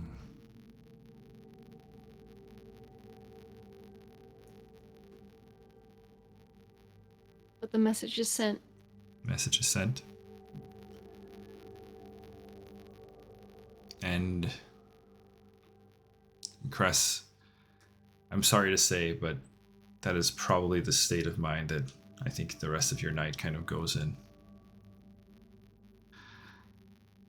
As you all wake up the following morning, you see Gron is there. He did come in at some point during the night, and it looks like he is fast asleep. I'd say he probably curled up pretty close towards Finn, just kind of pulled out a bedroll, and kind of plopped down. I will say, I think Finn had difficulty sleeping. So I think by the time the others see Gron asleep next to him, he is already working to craft the Deathless Rune. Okay. Finn's hard at work early in the morning. Any particular flavor you want to add to your crafting here? I think that as Farryn and Cress wake up, they see Finn. He's kind of always made himself really small to not seem threatening, to not seem prideful, to not seem vain. That is not the case here. His posture is perfect. He's sitting upward, and you see as his hands sort of just move amidst the stone as he takes his perfect tools without looking at which one he grabs next. It's intuition. It's pure. He knows this, and he just etches. And as he does, I think his eyes just begin to glow a very faint amount. And almost for a second, the scales take on this pure gray that is Finn's skin tone. Almost the giant becoming more present. Yeah. So he's just crafting, and you can see as he is there, the expression is emotionless, but there are tears rolling down his face. As this process is marred with the continued memory of failure. The thing that is not going to weigh him down, but the thing that is going to propel him forward. A ship during the last wave that he could not correct. An arbiter who is somebody who he saw as a quick friend smashed. If he could have done this yesterday, it doesn't matter. He can do it now. Yeah. Absolutely. That is the Finn that Farryn and Cress, the two of you, awaken to see. And as you're getting up here, Cress, you stand up. You're making your way out of your bedroll, right? You just get to your feet, and you suddenly hear in your mind,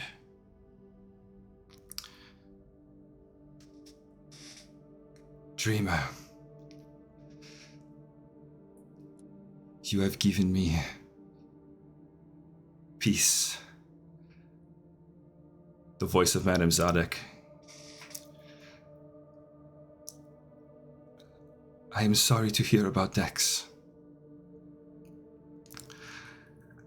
I am myself for a moment, but I will lose it soon. For the Axiomites will not let me go.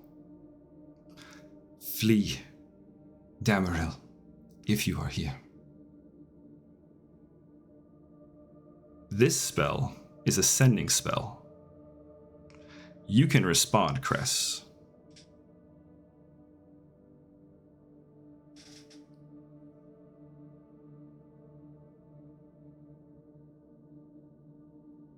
All right. They don't say all right. I'm not hard tracking the 25 words, don't worry. Is it 25 words in Pathfinder? Sorry to interrupt. No. I just Yeah. wanted to make sure.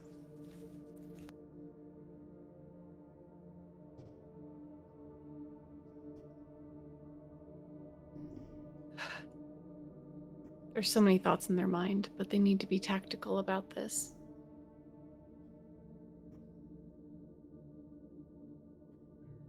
When we come back stronger, where should we find you? What do we need to know about the tower? They say in hopes that she will waste another spell slot while she is still herself. And to let her know that she's not being given up on.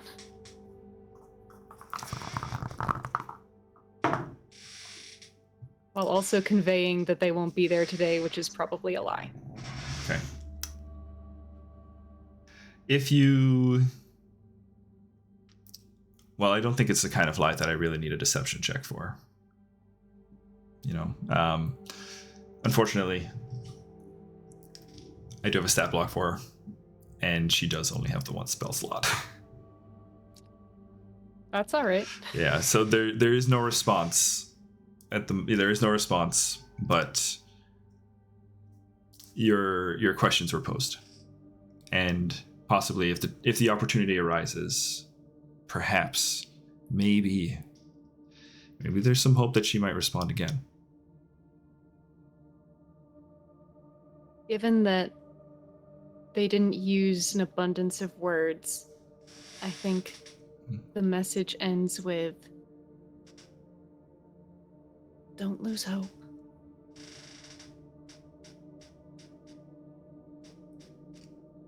Good shit. Hero point. If you give me goosebumps, you get a hero point. That's a rule. I like that rule. Okay. Farryn? No, I was going to ask you to restart the stream of Soundtale because of the static's coming in. Oh, it's coming in again? Sorry, guys. Hey, cameras are going to be just a bit wonky for just a moment here. Oh my gosh, what's going on? Oh my god. We're Alex Beard, Button Shoulder. You guys, can you believe that I was just in Soundtale, but they make me log in again? Dang. I know. You shouldn't have to close the actual Soundtale app. You should just be able to click start just session. restream in You'll always never mind. see We'll login. talk about it after. Guys, teach me how to do this. All right, let's see. Cool. We're back. I wanna know. We're good. Static coming in at all? Okay. If it does, just learning opportunity. Okay. So, here we go. That's the one we're on. Okay, my friends. So, Cress, you awaken to that sending. Finn, you are carving your runes. Farryn, what are you doing as you wake up here? Farryn. Farryn has been sleeping on the ground near Tolka, on her bedroll. Tolka's kind of curled up close by. And as they wake up, I think the first thing they want to do is go for a walk, get some fresh air. So they wake up and stretch. Oh, haven't slept indoors in a while. That wasn't so bad, actually. Anybody wish to go for a walk?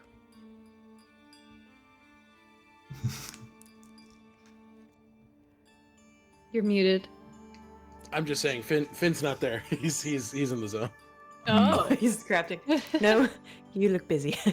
I'll come with you. Come on then. Cress is going to just, as before they leave, put the conch in front of Finn as kind of like a, once you're out of the zone, like, we'll be back, just kind of signifier. And they're going to put a little vial with elixir of life next to it. Sort of their calling card. Drink your potion. Eat your vegetables. Okay. All right. Just want to get some fresh air and go back into town and actually, well, we can talk as we go. She'll say to Cress, I was thinking, I'm not an expert on people by any means, but you had wondered how Captain Magnus treats the fishfolk in this town. Perhaps we could ask them. I think that would be wise.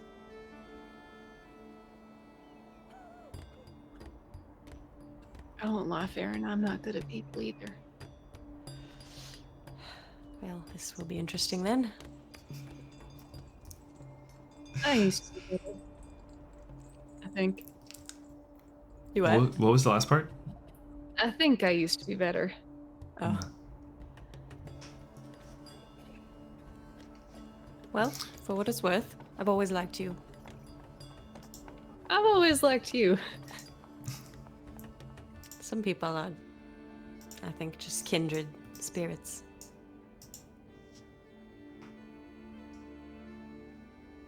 There's something to be said for a person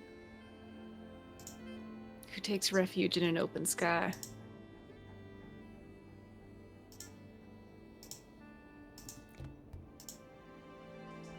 It's where I feel safest, in fact.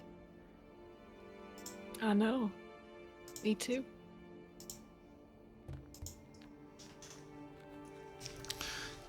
Two of you kind of walking through the ruined town here. As you are making your way, through, it's tricky to navigate town, obviously. A lot of the dock that was, the primary section of the harbor is just crunched up against the side of the hill. The town of Damrell, I should mention, it's a seaside town that's kind of built onto the side of a hill. All right. The lower section was all mostly like wood and brick. That's where the harbor was. You had a few buildings along there. You can see as none of that is really reminiscent anymore. Everything is just crunched. Right. As you're walking through, you see a few fishfolk who are in the midst of trying to dig things out of the rubble. Right. You see that, Cress, especially for you, when you'd first arrived to the town of Damrell, the fishfolk were really more focused on tending to, the nautiloid, because you saw this back in the 5th edition universe. And there, the fishfolk were working on the nautiloid and kind of ignored repairing their town. And now, as you're walking through, you see it's almost like they've woken up. They're now working on, unearthing, roll credits, various things.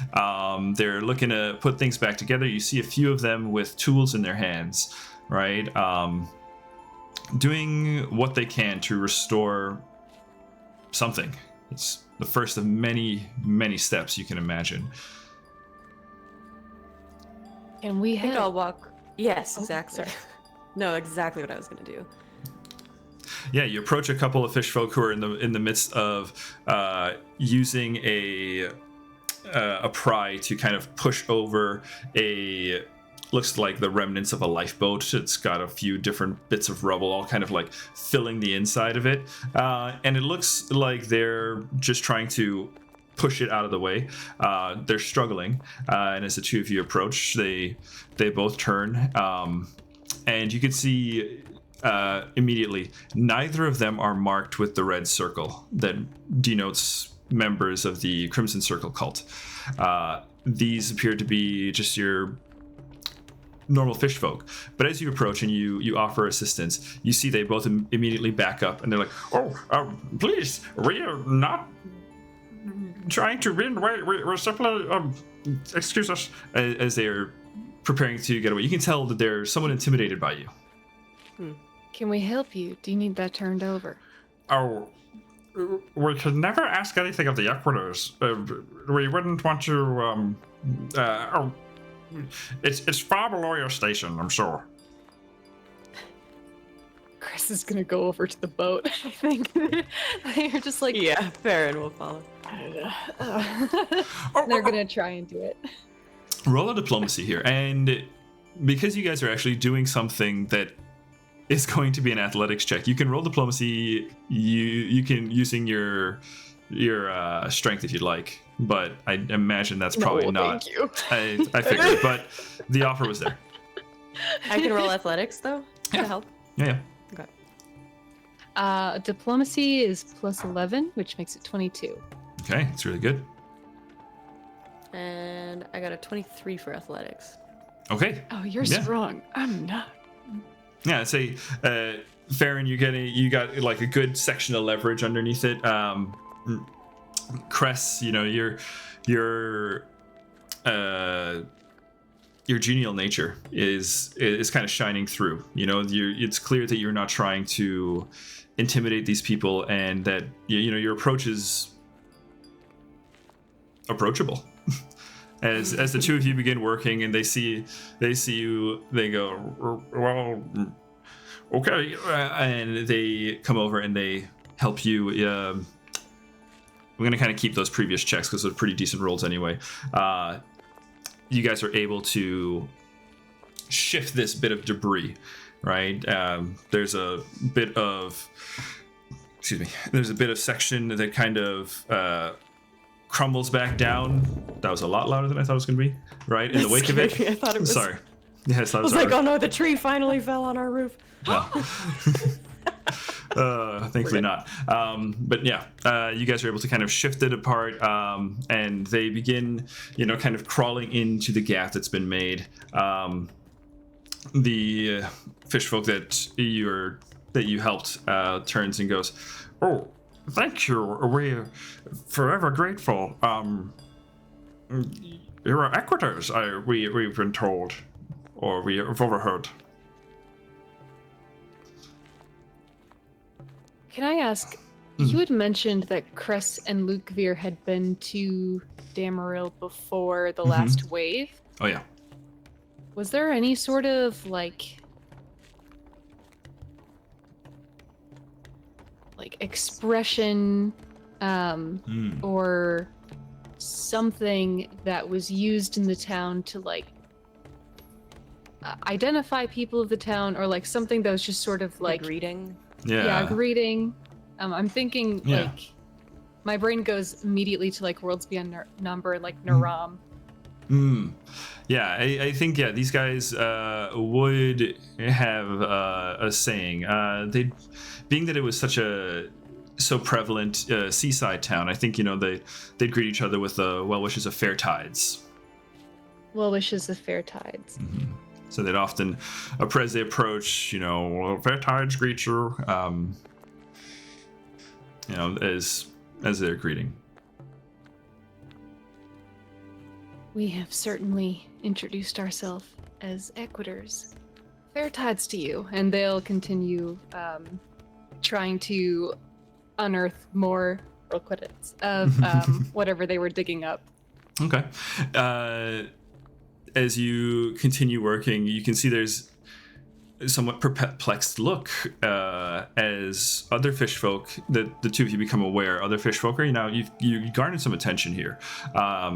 As they're, kind of looking around, and you can see they're peering over as the two of you get to work to help, move debris, clear streets, dig out shops, that sort of stuff.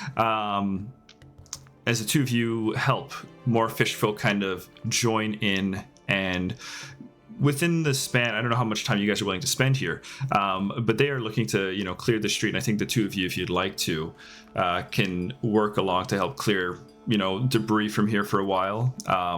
Doing such a thing would definitely earn the trust of the townsfolk.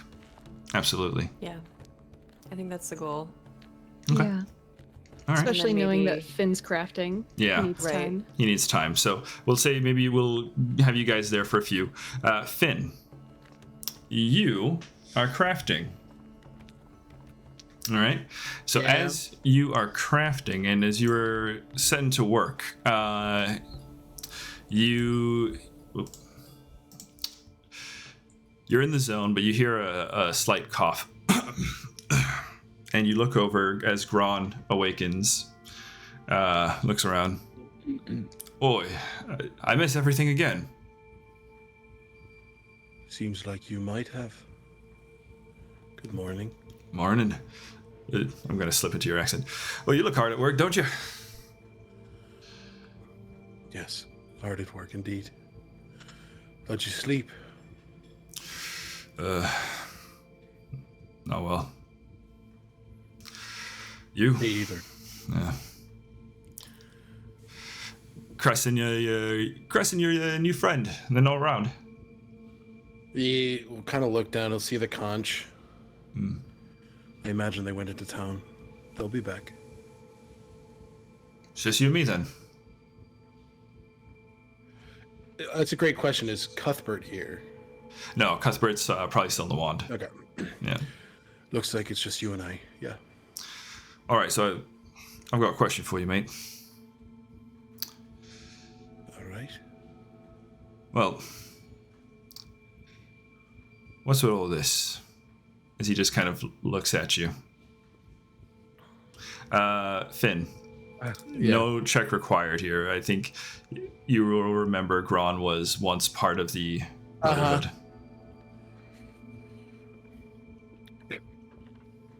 I think Finn, in the when he's crafting, he is in his most confident state. I think he's like, I am quite pretty, but I imagine that's not what you're talking about. I'll tell you what I told the others, and I would have told you then, but you weren't here.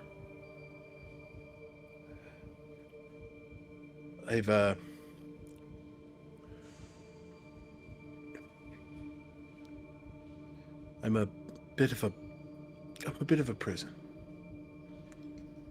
There's something bound to me. I aim to keep it bound with the words of my ancestors and with my own words. It's a blue dragon. So Name that's is where Farryn. that's where she's been hiding.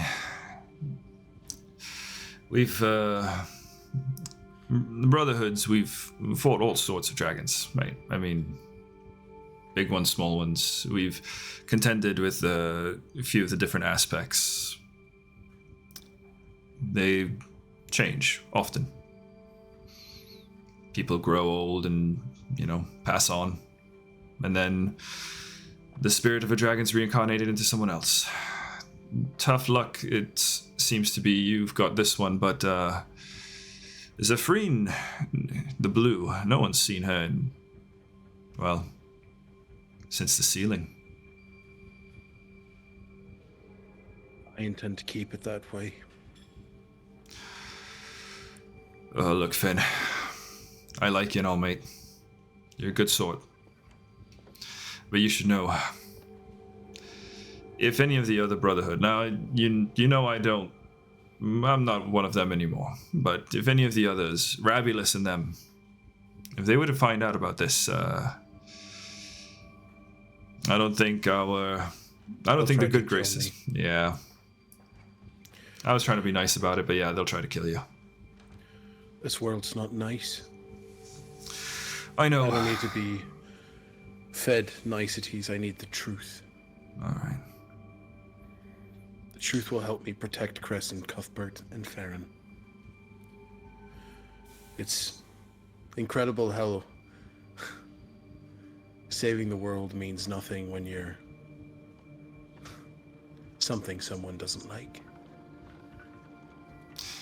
Yeah. They're not the, They'd be that quick to forget what was done by all of us. Well,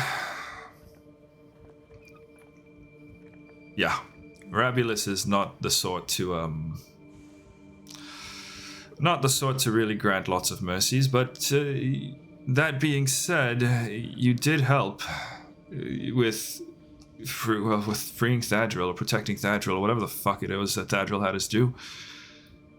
So, look,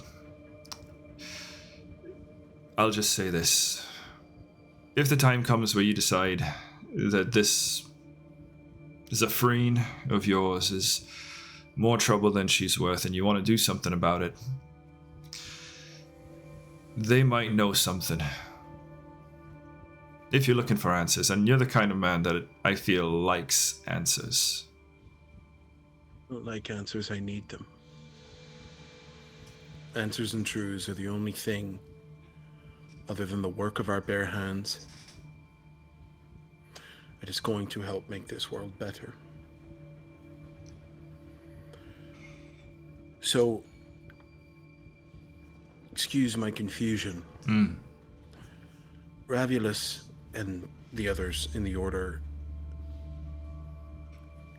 Cuthbert even, may want to kill me. Aye. Why would they help me alleviate my plights? Well, like you said, you helped with Thadril. That might earn you some sort of points, and for what it's worth, Cuthbert and I, well, I can't speak for Cuthbert, but I'll vouch for you. I can't say that I carry much sway with them anymore, but we were allies once. You're a good man. Likewise. I need a good man more than I need that order. I trust your counsel. But before I would ever go to the order, I need to find my family. My grandmother and my father, if they're still... You have no news. I'm sorry. No. I wasn't... I left home months before the last wave, and I was doing something similar to what I'm doing now, just a bit more leisurely. Exploring runes, learning what I could, notating it. My goal was to open up a school, actually. School, huh? I see you as the teaching sort. I wanted Runic and Giant to be as easily accessible as Common is. There are magic in those words. And the magic is based on our intention. And if I could help guide those to good intention, those words would be used for far more than bindings and prisons and weapons. I think of what I learned yesterday was the Gygus. They built a world for us all to live in. I just want to build a place where people can learn that the world is worth living in.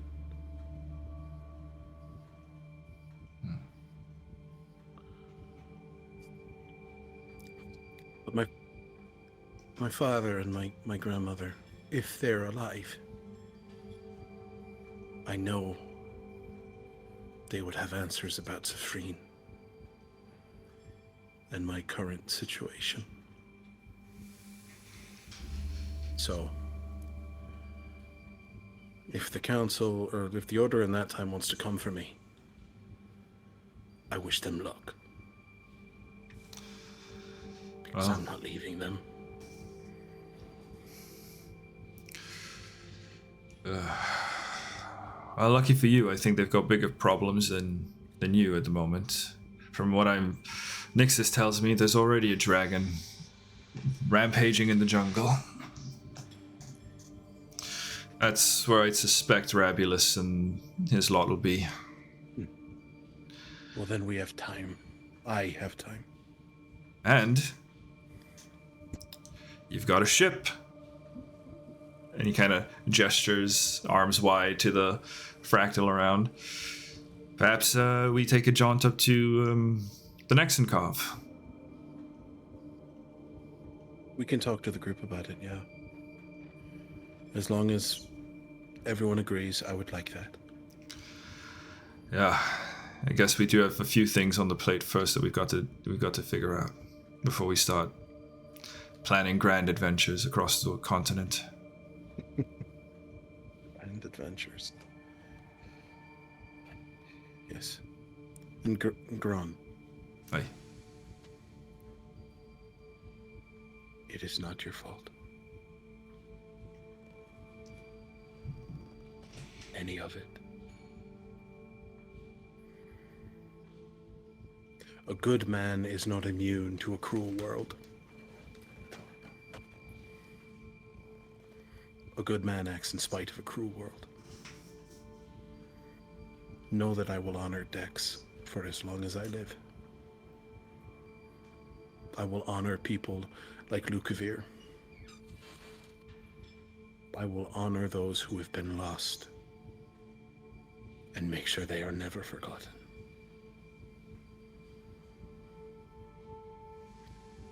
I know you can do the same. Gron walks up to you and kind of claps the hand onto your shoulder and kind of, forearm to your chest, just kind of like presses his head to your shoulder because he's too short to reach your head. And he just says, "Thank you, Finn.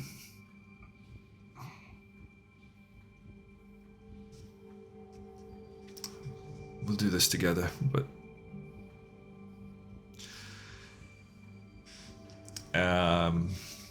yeah, I think Ron. Well, can I help you in any way? I'm shite at most of this, but I'm an extra pair of hands.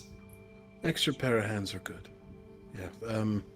Just wash those. Make sure that any sort of residue off of the tools is off. We want to make sure that we're not contaminating any one stone with the other.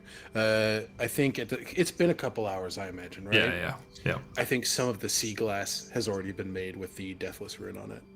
Okay. Ooh. So we just want to make sure that different stones are treated with the respect they deserve.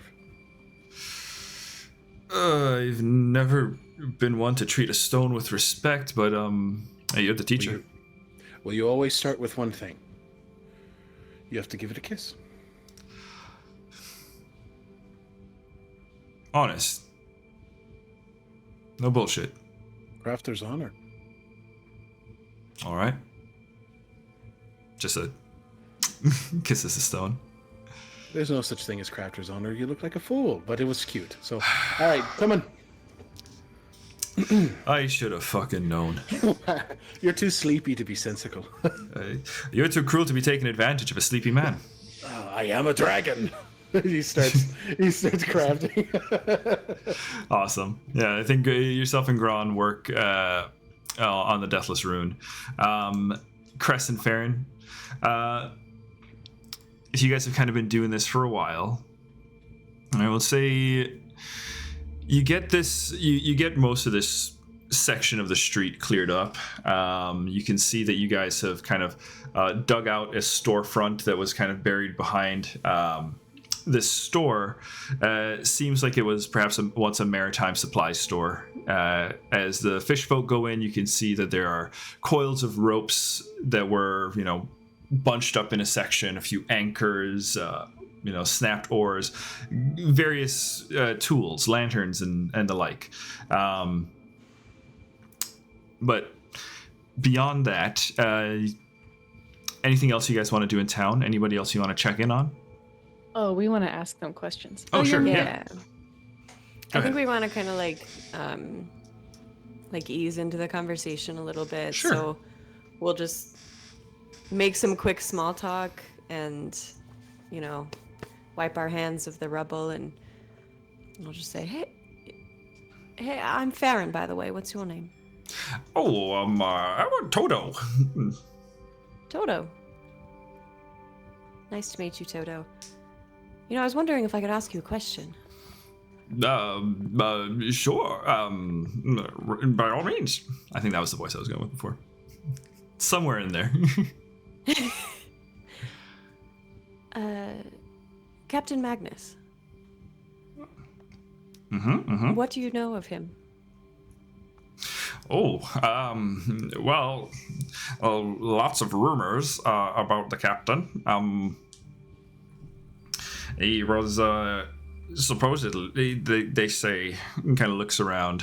He says, "You've got to be careful talking about the captain around here. There's quite a few of us that are part of his crew, you see." And he kind of like looks over. You see a couple of fishfolk who, by all intents and purposes, they look like just normal fishfolk, right? But as you look at them, maybe they're a little bit bulkier. You know, maybe they have the look of sailors, but also not Crimson Cult members. Captain Magnus's crew, I would say, above table. You can imagine Captain Magnus's crew as another faction in the town here. Okay. But Toto says once he's certain that there are no other fishfolk around, says, "Well, Captain Magnus is was the sailed at the behest of Prana Trufan. He was they say he's a pirate hunter, and that's why our ports were always spared from being attacked by the grinning pirates, or even goblin marauders and corsairs. Captain Magnus, it said, kept the water safe here." So you might say folks appreciate his presence here? To be honest, he never really appeared in town as much as he does now. Before everything, he was more of a ghost story. People would say they saw a ship and the like, but very rarely anybody would actually see him in town. He revealed himself occasionally, but spent most of his time at sea until now. Gestures to the dry harbor. Are you part of his crew? No, I was just a bosun. Did trade work on a few of the ships for, charters or fishing vessels, that sort of thing. But quite a few people of his crew still around. Has he done the town any good turns? Well, some say he was something like a hero to the town, a protector from pirates. But there were rumors that he didn't like the Baron. And that those rumors would kind of fuel people saying, "Oh, he might not be good for the town." Because the Baron's good for the town. We like the Baron. Oh. And if he were to be in charge of the town, how would you feel about it?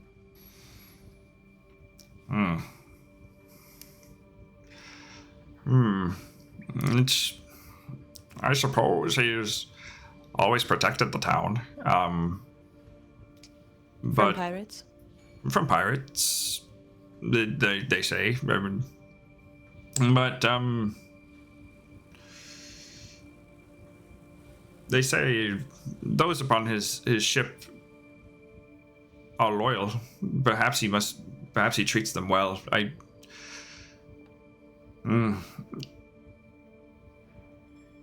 I don't know I don't know anyone else who would be worthy of taking over the town if someone was.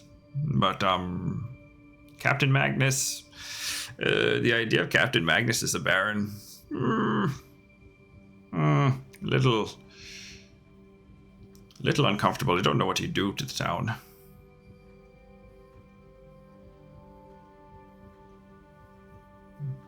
Captain Magnus looks out for his own. The rest of us, if we didn't want to be part of his crew and he was the leader of the town, I don't know what would happen. Perhaps we'd be asked to leave.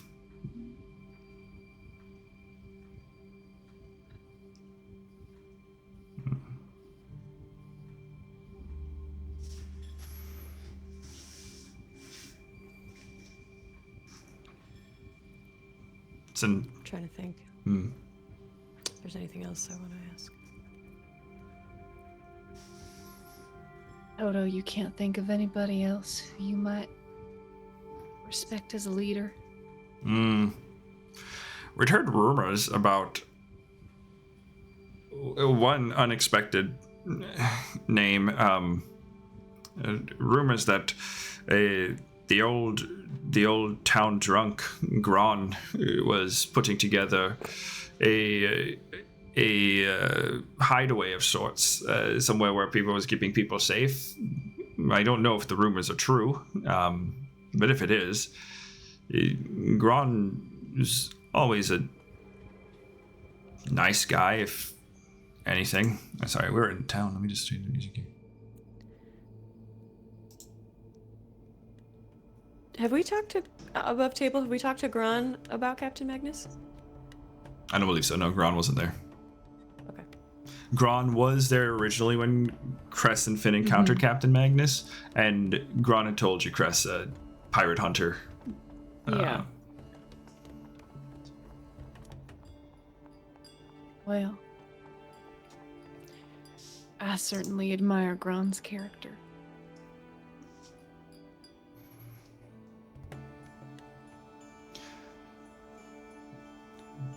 Gron always kept to himself and never bothered anybody, but apparently when everything started to get strange in town, the arrival of the catches themselves as they look to you, unsure. Still, you guys still perceives you all to be Equitors. But never mind. Forget. Fair tides, Toto. Fair tides. Give me a perception check. All This is a sense motive. You guys can both roll this. Hey, I'm a master now. Where are the horses coming from? I'm gonna use a hero point. I got a nat 20 plus Oh. 16 I got for a nat 1, so- 36. Oh, Whoa! holy shit. Um, Oh yeah, that's right. You that's guys are a masters 10 now. For a 25. Okay, yeah. You guys see. Okay. Farryn sees everything. Farryn sees everything, but for a sense motive, you get the sense that Toto feels as though they've spoken too much. They've said too much. You all are aware that Gron also has a black spot and is an enemy of the Monarch, the Equitors, and the Crimson Cult, the Crimson Circle Cult. So, what you all pick up from Toto is that Toto feels as though Toto likes Gron, but feels terrible. Like, oh shit, did I just sell out? Did I just sell out Gron? Did I? Me and my big mouth. Aw. As quickly tries to back out of the situation. Cress extends their hand to shake. You get a thin, webbed fingers, right? Scales like a fish's, kind of reach out and shake your hand. As they pull their hand away, they let their fingers just linger for a moment as the black spot on their hand is visible to Toto. Oh. There's a shocked look on Toto's face from the spot to your face. And Toto confused. But Equitors can't have. No, they can't. I think Farryn is just gonna. What is it? Are you Are you enemies of the cult? Why? This is dangerous. Place to live. We just want to rebuild the town. And those of the Crimson Cult will not let the town be rebuilt without unless it's in their vision, the vision of Prana, where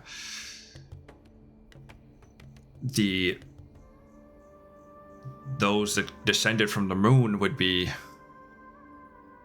the ones in charge, the leaders of this place. This place. Oh god, this voice is terrible. No, you're good. You're doing great.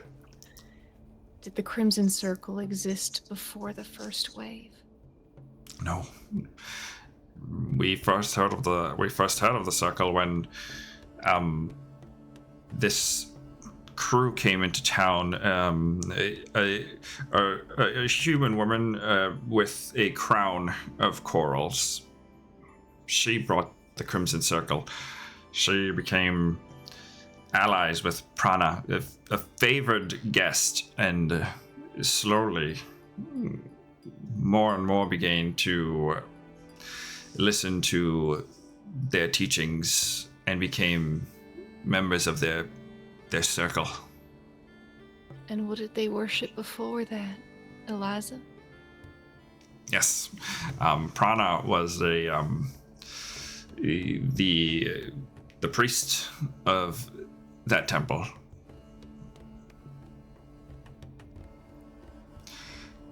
But... And don't worry too much about the Crimson Circle. I imagine their minds are changeable. Oh. I hope so. I've seen people that I know and I really like become confused by them, and they begin to believe. I hope that we can come together and rebuild Dameril. That would be nice.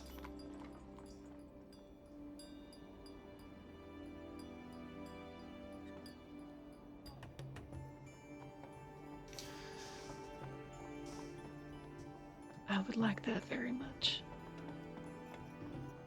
We want to help. Okay. But you mustn't speak a word of what we've just discussed. If there's to be any hope of success. Do you understand? I understand.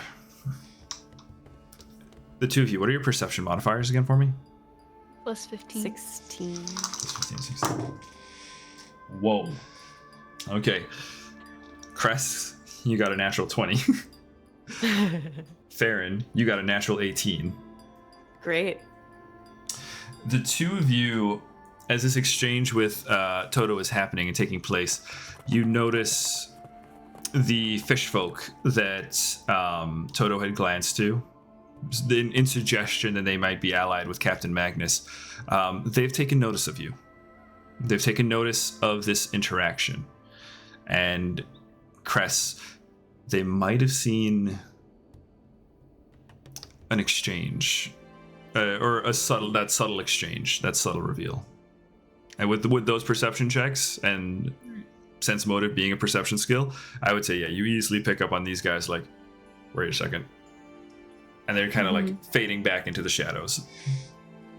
Cress will say loud enough for them to hear.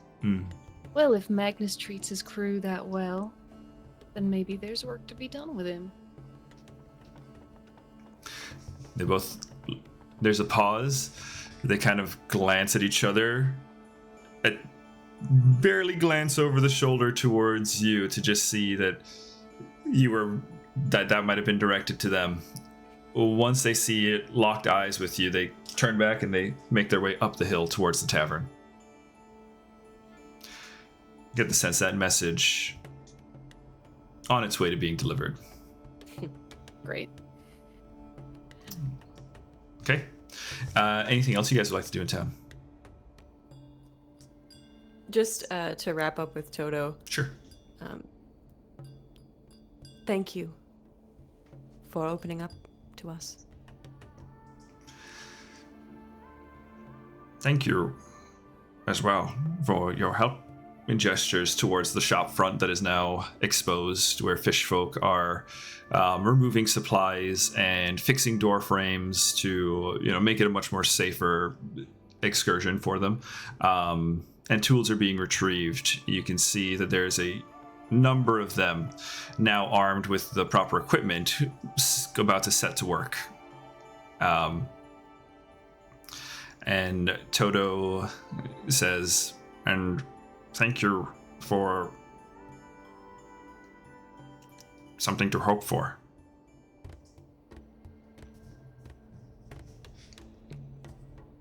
All right. Okay. I think as we make our way back to the vessel with the authority of an equitor that they have, at least in this time, Cress is just going to whoever they pass, whether or not they're a member of the Crimson Circle or not, extol the virtues and necessity of rebuilding the town. Okay. Give me a diplomacy check. Farryn, you can aid this as well as you are walking along with Cress. All right. So if you Try. you can attempt. I'm going to use this is my second nat one. I'm going to use another hero Oh point. boy. Oh, that's my second nat 20. Jeez. You guys. Yo. Okay, well, you're aided. Thank you. You're aided +2. +2. Okay. Or So it's a 15 plus 11 for math, 26, and then +2. 15 plus 11 for 26 plus 2, yeah, 28. 28. Yeah. 8. It's a solid roll. It's a solid roll. I would say you, as you're walking through town, again, with that authority of an equitor, right? Farryn at your side, aiding to the swagger. You see several fishfolk kind of nod, and they seem they seem like they're about to spring to a task. They seem convinced that, okay, this is what we do. A few Crimson Circle members as well among them, and you can see, as they talk to other Crimson Circle members, and you can see that you get the sense that the word of the rebuild will be spreading through town. Yeah. Perfect. Nice. Nice All job. right, well, that was a productive walk. Thank you for suggesting. Of course. How are you feeling about the conversation with Captain Magnus after that?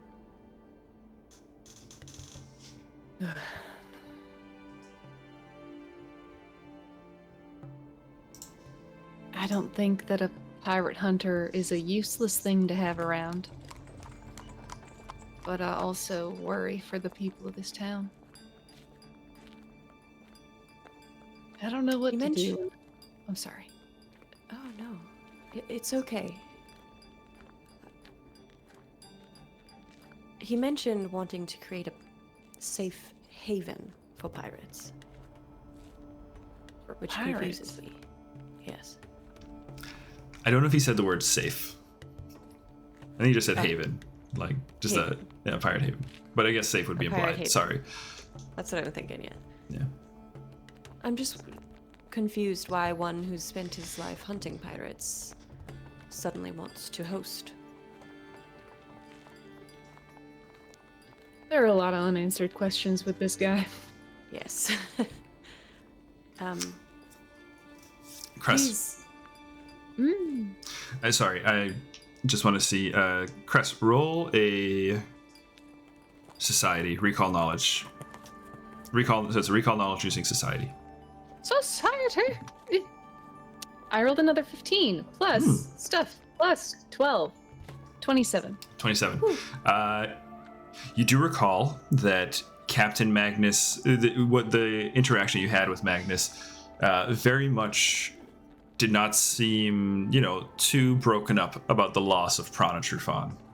You remember their business arrangement being, as you had definitely pointed out, somewhat one-sided.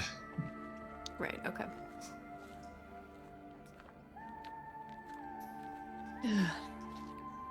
It may Perhaps be that he was a pirate. No, yes, go. Sorry. You go ahead. It may be that he was a pirate turned pirate hunter. He's looking to reverse that. His alliance with Prana seemed one-sided.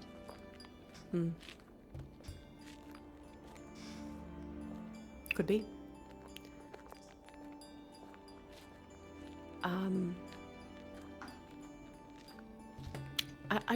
I hope you know how much I appreciate your help with finding the Everseed, and I want to support you in any way I can, so please, don't hesitate to ask. I think Finn's gonna be the one doing the most help. But, I'm going to try to reach out to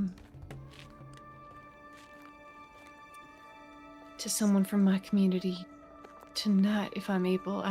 I tried to reach out to Zadek. It didn't go exactly as I anticipated.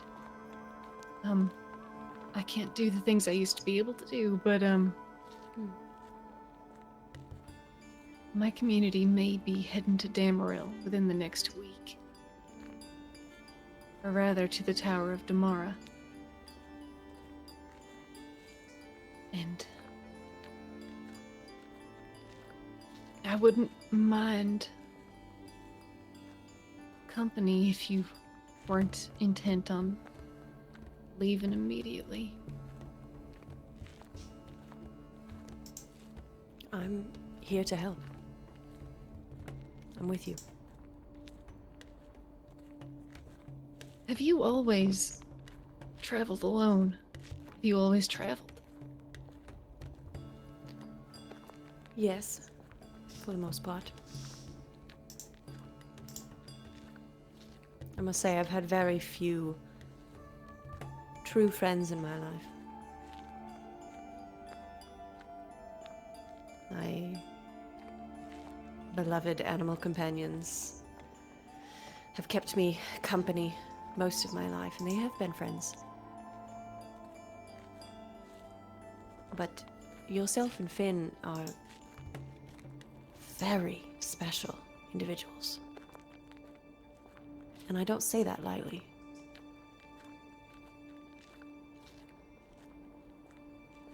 And I think there might have been a reason why we were brought back together by fate.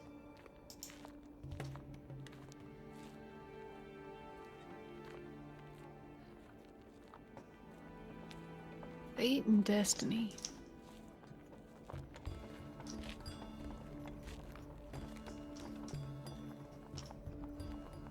Why do you think fate brought us together? Because we are exactly what one another needs.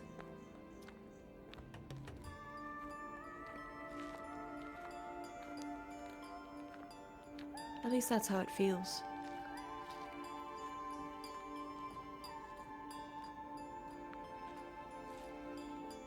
What is it you need, Farryn?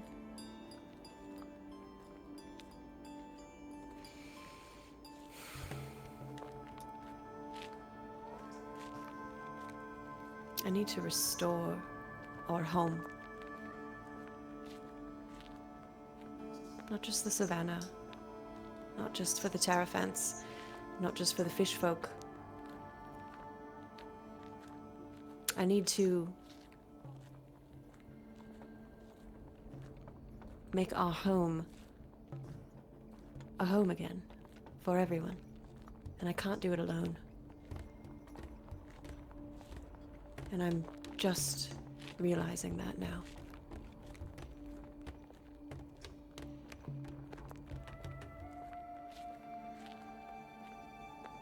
We are like-minded. Hero point Farryn for self-realization. Yeah! Thank you. I like that. Okay.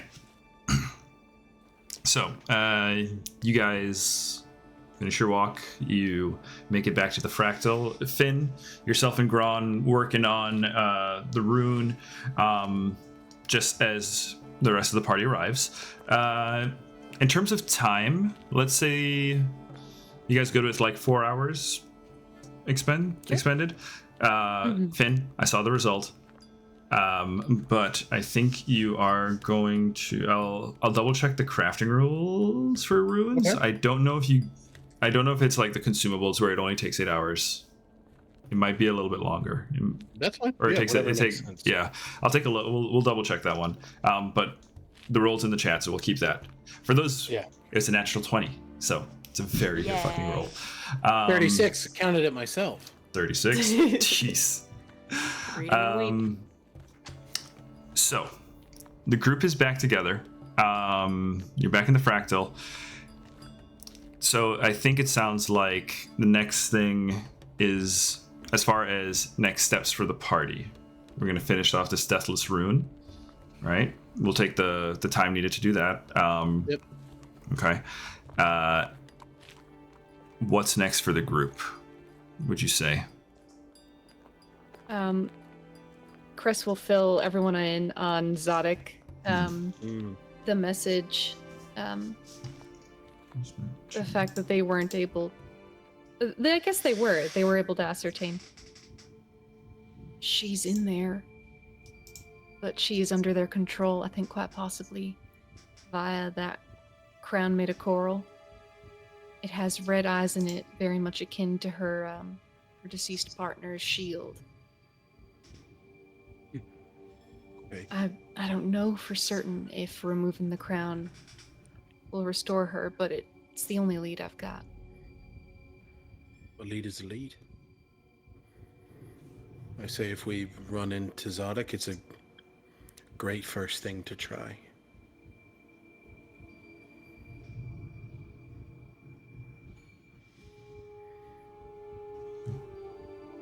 Are you alright, Finn? You were crying while you were crafting.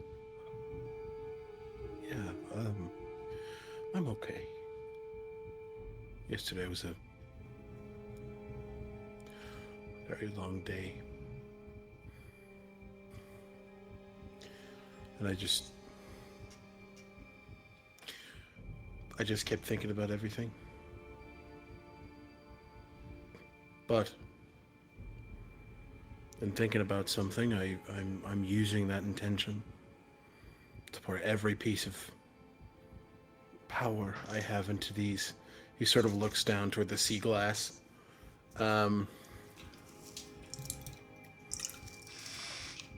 Everything I can to ensure that something like that doesn't happen again. And yes, it is very beautiful. That's why I got a few of them.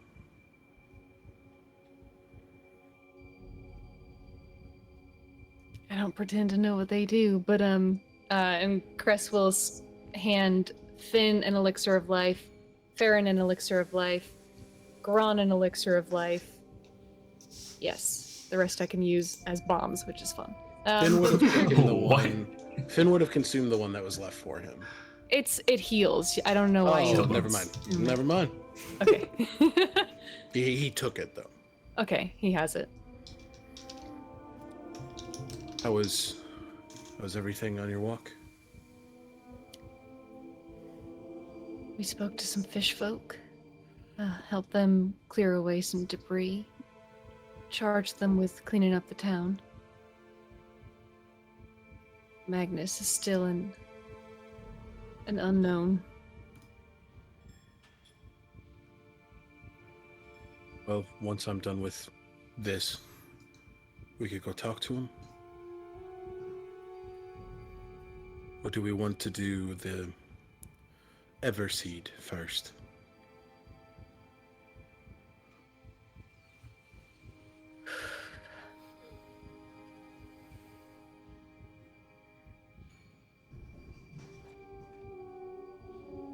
Farryn, what are you thinking? Well,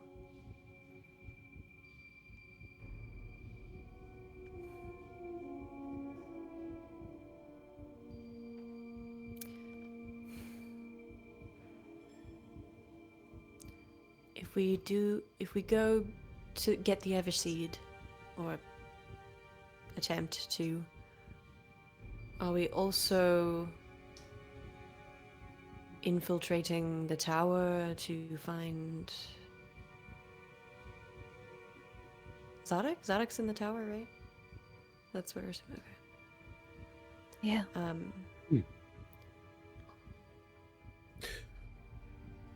Yeah, Because I think so. Although we can leave and try again, obviously. But if she's herself right now, I don't know if she is anymore.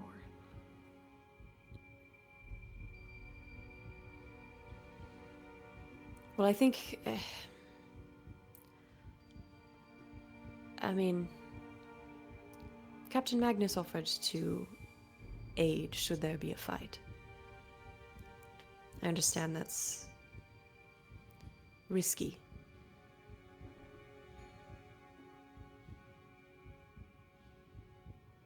But at the same time, we don't know what lies behind those doors. It could be nice to have an extra set of hands.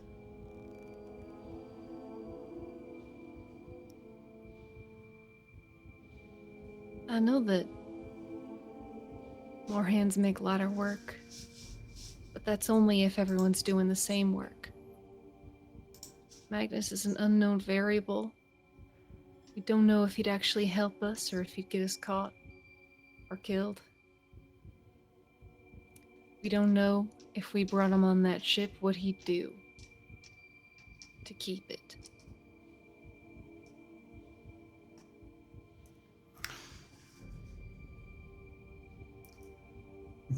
Gron steps in and he goes, well, I've dealt with Magnus before. If you want to bring him aboard and you want an assurance that he stays in line, I'd be happy to keep an eye on him. that makes you distracted, and that brings an unknown element to us. Fair point. The same thing happened with Dex. It was an unknown element, and they died for it. Fair point. Fair point. And if we're in a position where the chips are down, I am of the belief, from what I've seen and what I heard, that Magnus will use that against us. It'll be a chip in his hand, right out of ours. And I don't trust it. Not right now, at least. But that's just me. What about if we made Nixus Magnus's babysitter? For as little as I like Nixus, I don't want her to die either. Oh. I'm just pitching ideas. Fair enough. Oh, that's useful. My biggest concern right now is that I think somebody has to stay with the vessel to ensure we don't lose it.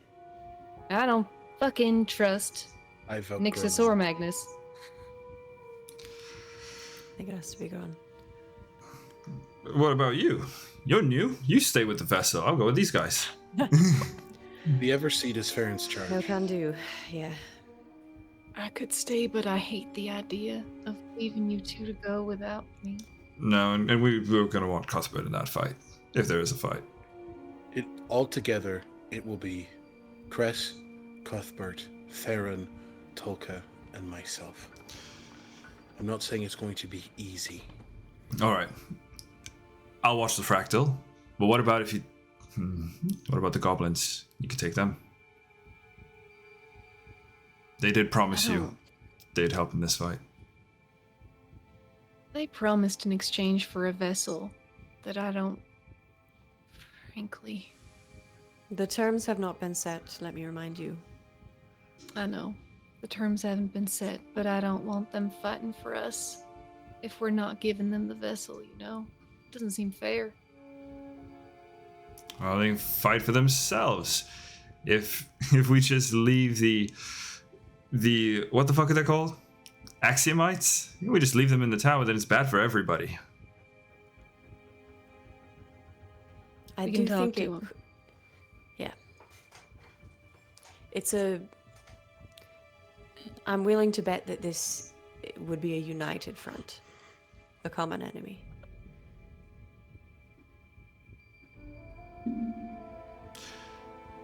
It's a And good point. as I'm learning, still, sometimes you need to ask for help from those that you don't have trust with yet. It poses risks, but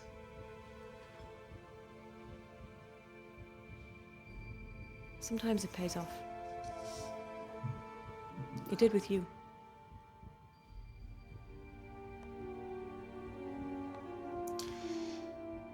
Do you think there's a way we can bring all our potential allies to the table? You said a united front. That's what I think. I think we put, I don't know, Finn, you and Cress and Farryn, we bring everybody together. Magnus, Nixus, who else have we got? Maybe Magnus has some crew who would want to fight. He does I'll have to wear a mask. Everyone hates me. Oh, that's just because they haven't got to know you yet. Pats you on the chest. You're quite lovable after a while. After a while. You're quite lovable. Thank you. I think getting everyone together to talk would be a good idea, but I worry about divulging the entirety of the plan. And if we bring people in, we do, because they need to know what they're signing up for. I'm not going to lie to people and tell them that it's one thing. We're trying to build trust. It's the way to do it. Yeah. Not saying we have to lie whatsoever. Just, I only mean, you don't need to divulge all the details. We could talk about maybe the goals for the town, what people are willing to do to protect it. All right. And then from there we can gauge responses to our questioning. That sounds reasonable. Why do I keep talking? I don't like this look on me. I may ask everyone. I don't feel comfortable giving Nixus the vessel, but I do know that she desperately wants to get across the sand dunes. I'd like to offer her safe passage. Agreed. Whether or not she helps us, I think sometimes we have to do someone a good turn. You have my support. I don't know Nixus very well, so I defer to you and trust your judgment. She sucks. She's kind of an asshole. A dick. Yeah. And you want to help her anyway? She's trapped here. Just because we don't like people doesn't mean they're unworthy of help or a good deed. Lovable. You kissed a rock because I told you to. Hey, You did. but everybody needs to know Oh, that. All right. Do it again. Do it again, Garan. No, I think I've had enough rock kissing for one day. Alright. Well, I can round up Nixus and her crew, and I don't know if Magnus typically never leaves his tavern, but I suppose I could probably. Where do we want to have our little meeting? You're Probably at the tavern. charismatic. It might be best if you talk to him. Oh, me. Aye? I don't quite know about any of that, but Underneath all the whiskey, you have leadership qualities just bubbling to get to the surface. oh, is that what that is? Some fishfolk did mention to us. Fishfolk did mention that to us also. Mention what? Even there. Your grotto. You as a hero, someone they could see leading the town. Huh. Ah. Well, that's just silly of them. Let's... No, it isn't. Maybe we just focus on this right here, right now, and then we'll talk about things like that. I'm sure we can find better candidates. There's a whole prison full of people, actually, that we might actually find some decent folk out of. And there was a whole community that was under your wing. Safe, fed, and protected. Don't sell yourself short. That's, I think, all we're trying to say. I didn't do that by myself. You don't lead a town by yourself. Speaking of which, did Daddy and Co. ever come on board? They were waiting. I think they were waiting for a signal. I don't think in canon we ever gave them a signal. So they're probably still at the grotto, but they're okay. The grotto is that's well fine. hidden. Grotto's safe. Yeah. All right. Well, to the tavern. These are my favorite questions.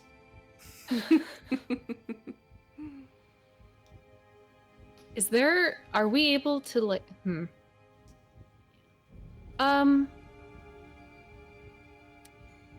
Cress wants to just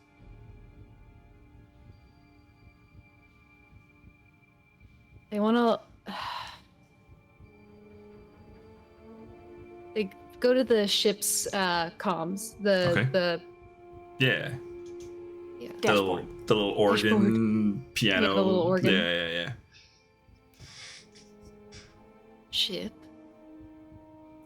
Then where the teleportation pad is, you can see the column of light kind of glows, and there is a ball of fractaline geometric data just kind of circling there in the center. Cloaking devices.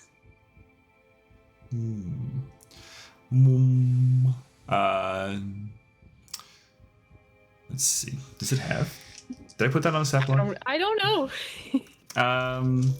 I'll double check the stat block, but I don't think it has cloaking devices. Do we have the stat block? Yeah, I posted it in Yeah, we do. Discord somewhere. Where? Is it? It's a Also- Google Doc. Just about, since we're doing education too, I just found it. It takes 1 day instead of the 4 days usually needed to craft to transfer a rune or swap a pair of runes. Okay, perfect. So a day is what I need. Okay. Well, how about this? We can say, just because we're kind of like at time here, we'll say, Yeah. Oh yeah. we'll get the ship, we'll review the ship stat block. I don't think it has a cloaking, but if it does, definitely it will activate. You guys want to spend the rest of Finn's work time just kind of hearing the fractal. Cress, you could probably start crafting some other stuff. Farryn, I don't know if you really have any crafting, but I'm sure you can find some stuff. We can find some stuff. Gron, in the meantime, will gather up Nixis, go find the goblins, bring them over to the tavern, and when you guys are ready, by speed of plot, we'll have you guys I in was the gonna tavern. say if Cress and Farryn want to go with Gron too, I think Finn just working is also makes sense. I don't want to optimize that time or have people wait. That's fair. Finn can find everybody. I think that's true. not an issue. Yeah. So, Cress and Farryn, you guys, we know Finn's going to be crafting. During that time, what are you think you'll get up to? And I will say, you don't have to answer now, because we're probably going to call a session here, and we will have 3 weeks to consider what you guys are up to next. Yeah, we're gonna be off for a little We bit. have time. Yeah. Okay. Honestly, Farryn will probably just go hunting, get some food for us. Go hunting. Go do some foraging. Find some food. Sure. And Button, any ideas for Cress? Again, not obligated to answer now. I'm gonna do a think on it because we just leveled up. You did. Okay, fantastic. All right, guys. So when we come back, we will wrap up with some crafting and some other ideas, and we will resume with a meeting of potential allies in the tavern. A meeting of Captain Magnus, the mysterious flesh-forged pirate, Nixus, the belligerent goblin airship captain, and the party. As we try to figure out what's going to be the best approach for this next stage of the reclamation of Dameril. So, my friends, thank you so much for playing. This has been a beautiful session. You guys absolutely killed it. My heart melted. It was remade, and it was broken again, and then remade again. I can't count how many times. Guys, thank you so much for playing. As we're about to head out, let's do a quick round of goodbye to our players, starting with Button. Hello, I am Button. My pronouns are they, them. I am Blue Button on social media. You can find me Sundays over on twitch.tv/Tales Archived in the Known Realms Telesh campaign. And you can find me about once a month on Saturdays over on Dice Cream Sandwich playing in the Astral Academy Pathfinder2e. Thank you, Button. Monsieur Alec. Oh, bonjour. Bonjour. Bonjour, garçon. Bonsoir. Bonsoir. Hi, everybody. My name is Alec. My pronouns are he, him. You can find me all places on the internet at Tales Archived. I have been playing Finn Reese, perpetually sad, never hopeless. You can find me tomorrow archiving the Known Realms Telesh campaign, and keep an eye on Tales Archive socials because we have some really fun stuff in the works that we're working on. So keep an eye out for that, and yeah. And we're approachable if you want to approach us. Yeah, our demeanor is very approachable if you're looking to approach, so please approach. But yeah, thanks guys. This was a lot of fun. Works are working in the works. Yes. Hannah. Hello, I'm Hannah. I've been playing Farryn, who is starting to learn how to work with people. Finally, after 106 years. Oh, it's about time. You can find me right here every Saturday night in 2 different campaigns that trade off. That said, we are taking a little break this next couple of weeks, so we're going to be off for the next 2 weeks. We'll come back on the last. Hold on, let me pull up my calendar. I just want to announce this. April? Yeah, 27th. Actually, it's going to be Sandsea the last week of April. Yeah. It's gonna be May. So we'll be May 4th. May the 4th be with you. That's when we will May the 4th be with resume you. Unearthed Inheritance. Hell yeah. So we'll see you then. What you doing there, Alec? Star Wars. That's not Star Wars. Get out. What? Command. Oh boy. All right, guys. Thanks, Dan. I've been your GM this evening. My name is David. You can catch me here as the GM of Sandsea Saga, the sibling campaign to this one. Both post-apocalyptic games in a homebrew world. You can also catch me as Jin, the electric cowboy, over on Terra Magia. And you will also be able to find me over at Tales Archived, where I play Whistle, the hobgoblin fighter. Whistle. In the Known Realms Telesh campaign. We got a fun little start to the session with Whistle tomorrow. I can tell you that much. Oh shit, guys! Teaser. Come check us out. It's gonna be a time. Okay, well, guys, thank you so much for hanging out. We will see you in just a couple weeks. Bye-bye. Bye. Bye-bye. Believe you.